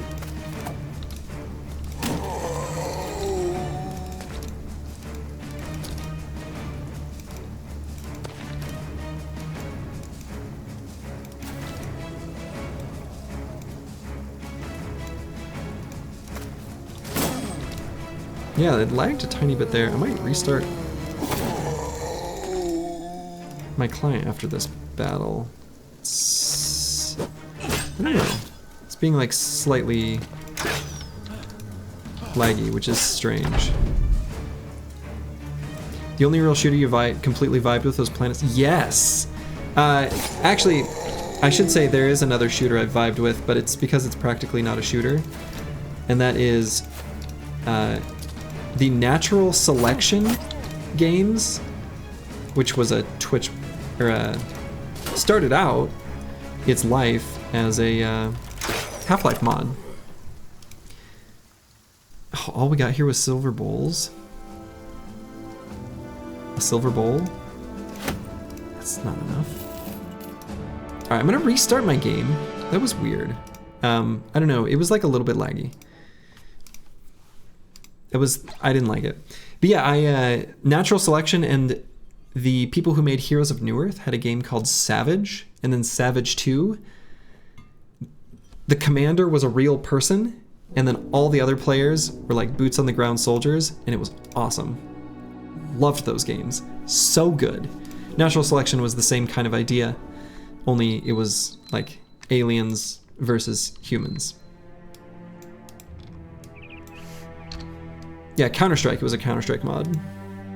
The original Natural Selection.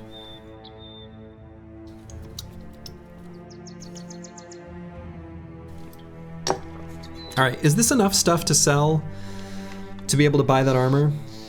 The silver bowl and the signet ring? We'll take a looping path back, and hopefully it will be. Yeah, the RTS FPS hybrids, that's exactly what they are. You heard great things about Savage, but never got an opportunity to play it. Yeah, it was just such a good game.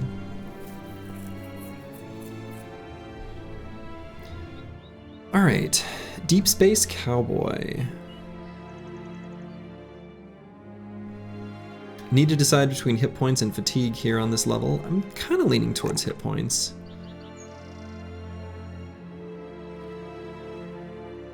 Definitely still want to bring up more fatigue, but this will be okay for now. So yeah, I think I'm gonna keep him. Oh, he's gonna be so good. All right, we're gonna give him Shield Expert.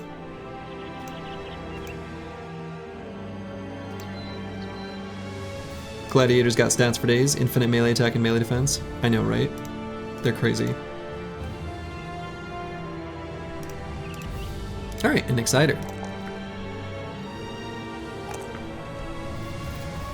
Let's see, what do I take here?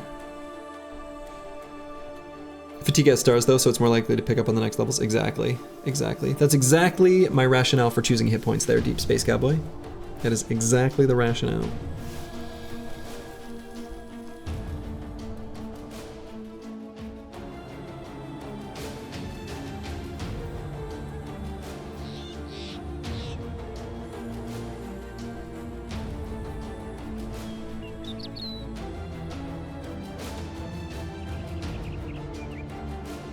Do I just choose melee defense? That's a little bit boring. Could give him more initiative. Do I want to do something with initiative on this brother? I mean, he's got 112 base and he's got quick, so it's actually like sitting at 122 right now. We're definitely choosing Throwing Master here.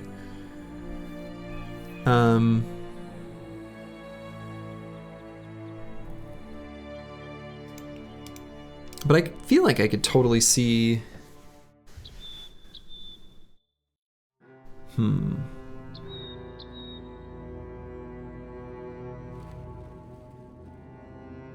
Taking like Overwhelm on a brother like this, maybe. How crazy would that be? So we've allocated four perks here. So again, I want this holy pentagram, pentatinity, these 5. Right, so that only leaves 1 more.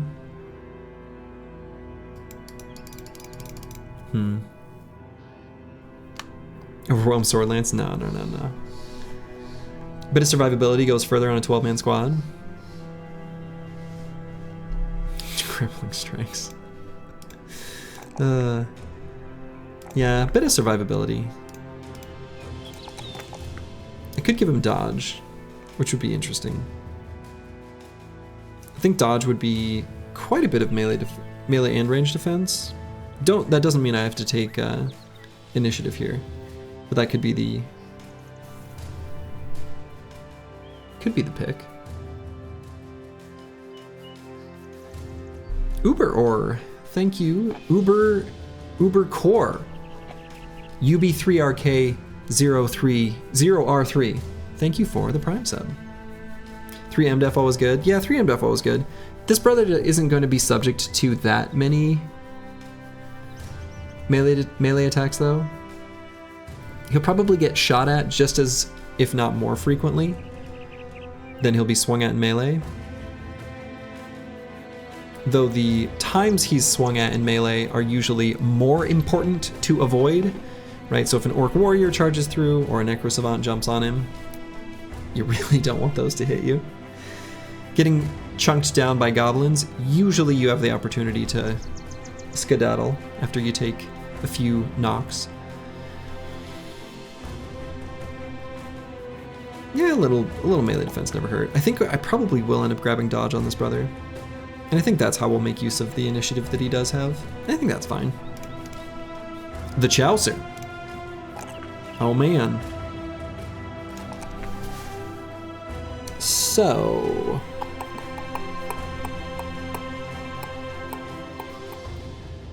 might just take the resolve here. 42 is a little low. I realize he's got an additional 5 from the arena, but even 47 is like a little sus.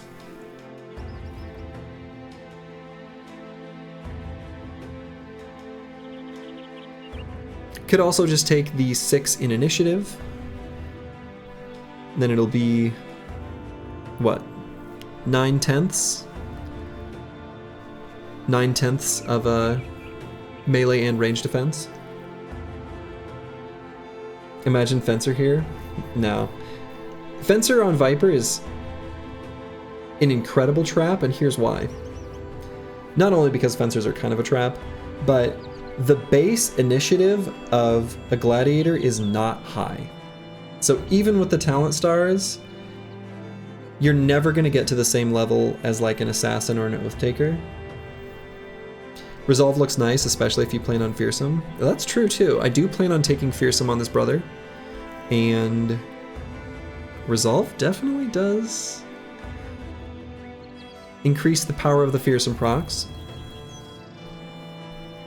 In addition to, you know, making him less likely to suffer negative morale events and get confident faster in the fight.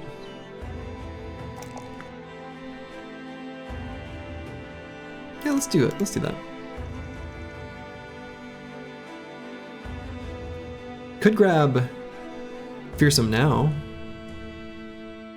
I feel like that'd be a pretty good pick here. Let's do it.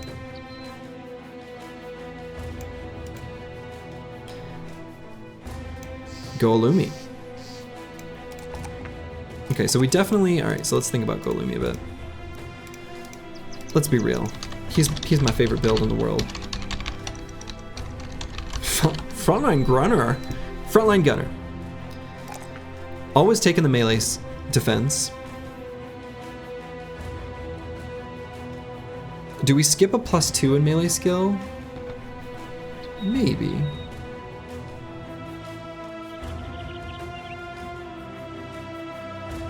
Fencer is the small local minority-owned business that you want to support, but they don't have anything worth buying. That is weirdly specific, but feels really accurate. I don't know why that's like kind of offensive, kind of funny. I kind of vibe with it. I know that feeling.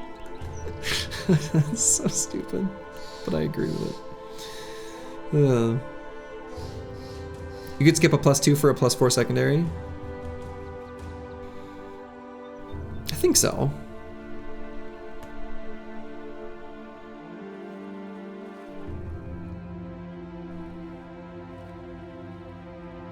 Do I take the +3 here? Probably.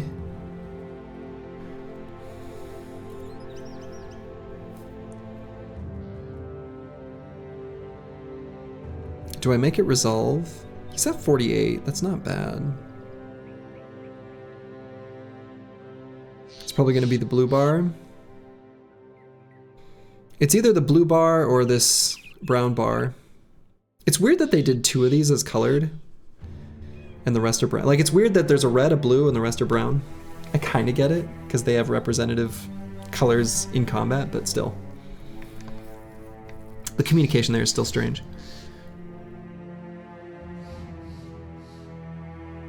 No, I think it is the blue bar. I think with this brother, we actually do want that. And here I think I might circle back for Colossus. We can stop crap like that from happening.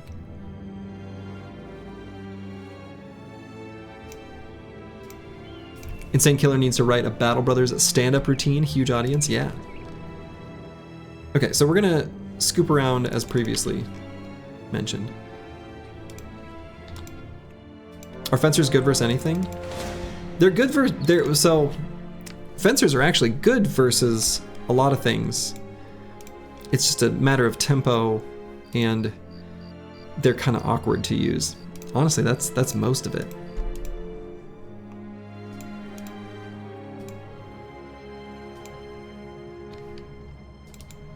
You returned? Anything happened while you were gone? How long were you gone? Alright, so whoever they were fighting is dead, but it still spawns us in this weird spot. We'll move apples and fruits forward.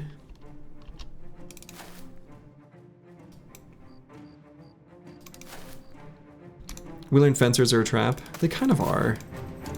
I would say Viper Fencer is a trap. But if you've never made a fencer, I don't want to discourage people who are thinking about a build they've never tried. If you've never made a fencer in your life and you're new to this game, you should totally make one. Like, they're fun to play with. Like, just because some sweaty tryhard says they're not good because of their specific way they play the game, don't let that stop you. Yeah, it's a viable build. Like, they do good damage. It's totally an issue of tempo.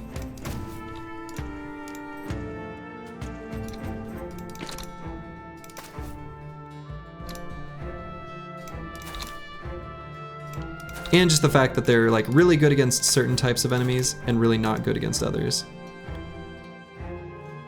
Sweaty bald tryhard? Yes. That would be me.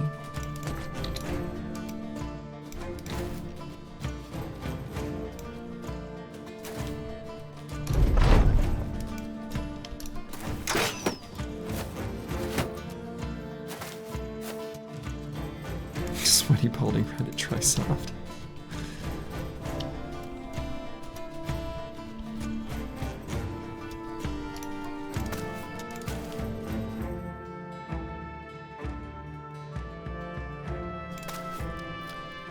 I don't really know where the enemies are. We have the vision on apples and fruits is so bad. I'm like inching him forward, but I don't actually know where all the enemies are.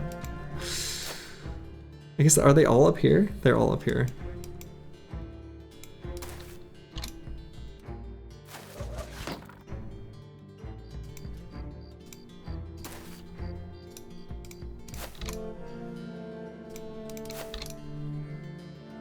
Actually, I think, now that I think about it, I think that is just where they spawn in the like three-way fights, right? There's no actual three-ways here, but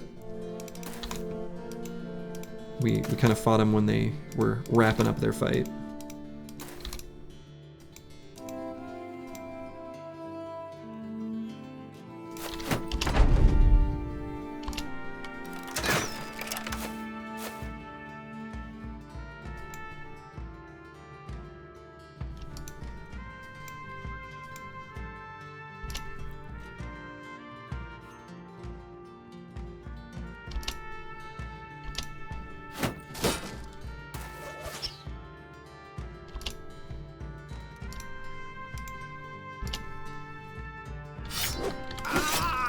Get him, Antiwian. Take his head off.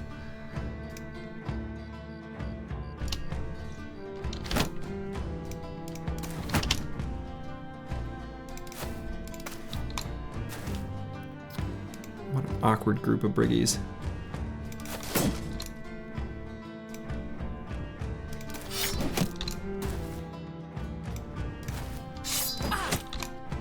Ooh, jab to the eyes.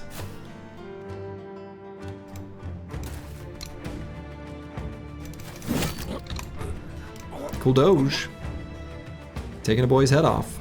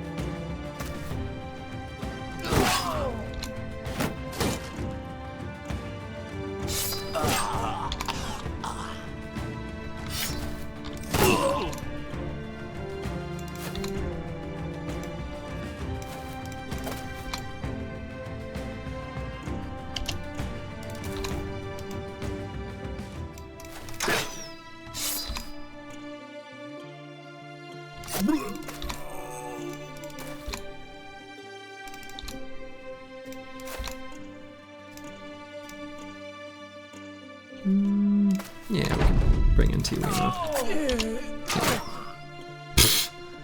Rude.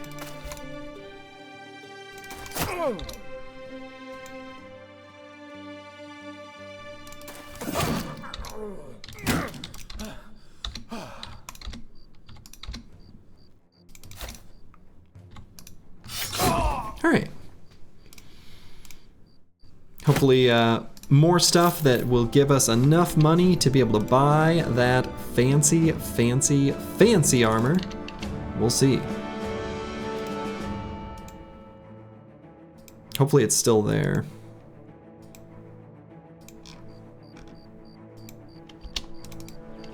Let's see if there's a fight to take. What is it? Stone Keep. It's definitely gone. It's been one day. So sadly, I agree with you. Probably is gone. Oh, it's still there. It's still there. All right. Let's see where we end up with after selling all this stuff.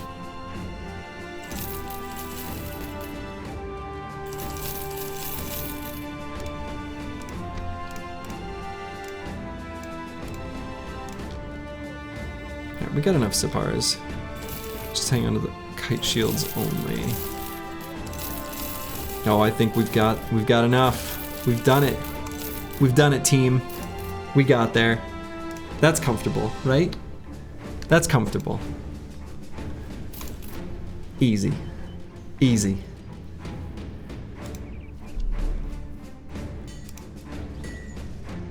Beautiful. Beautiful.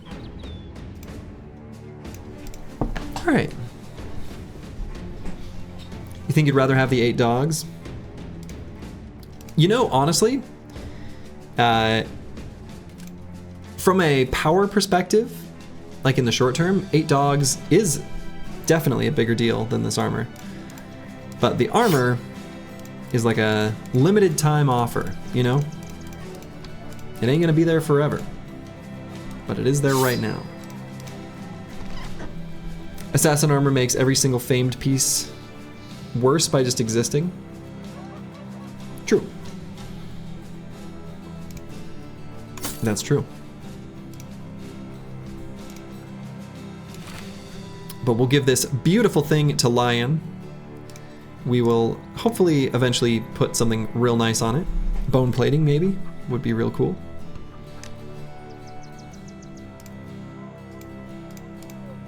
So then we've got this leather lamellar we could give to someone. A Gamble Lord.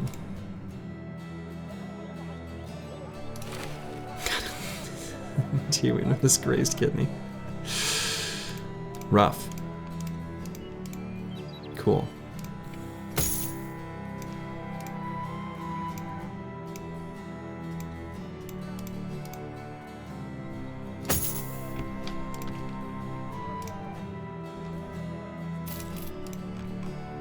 All right.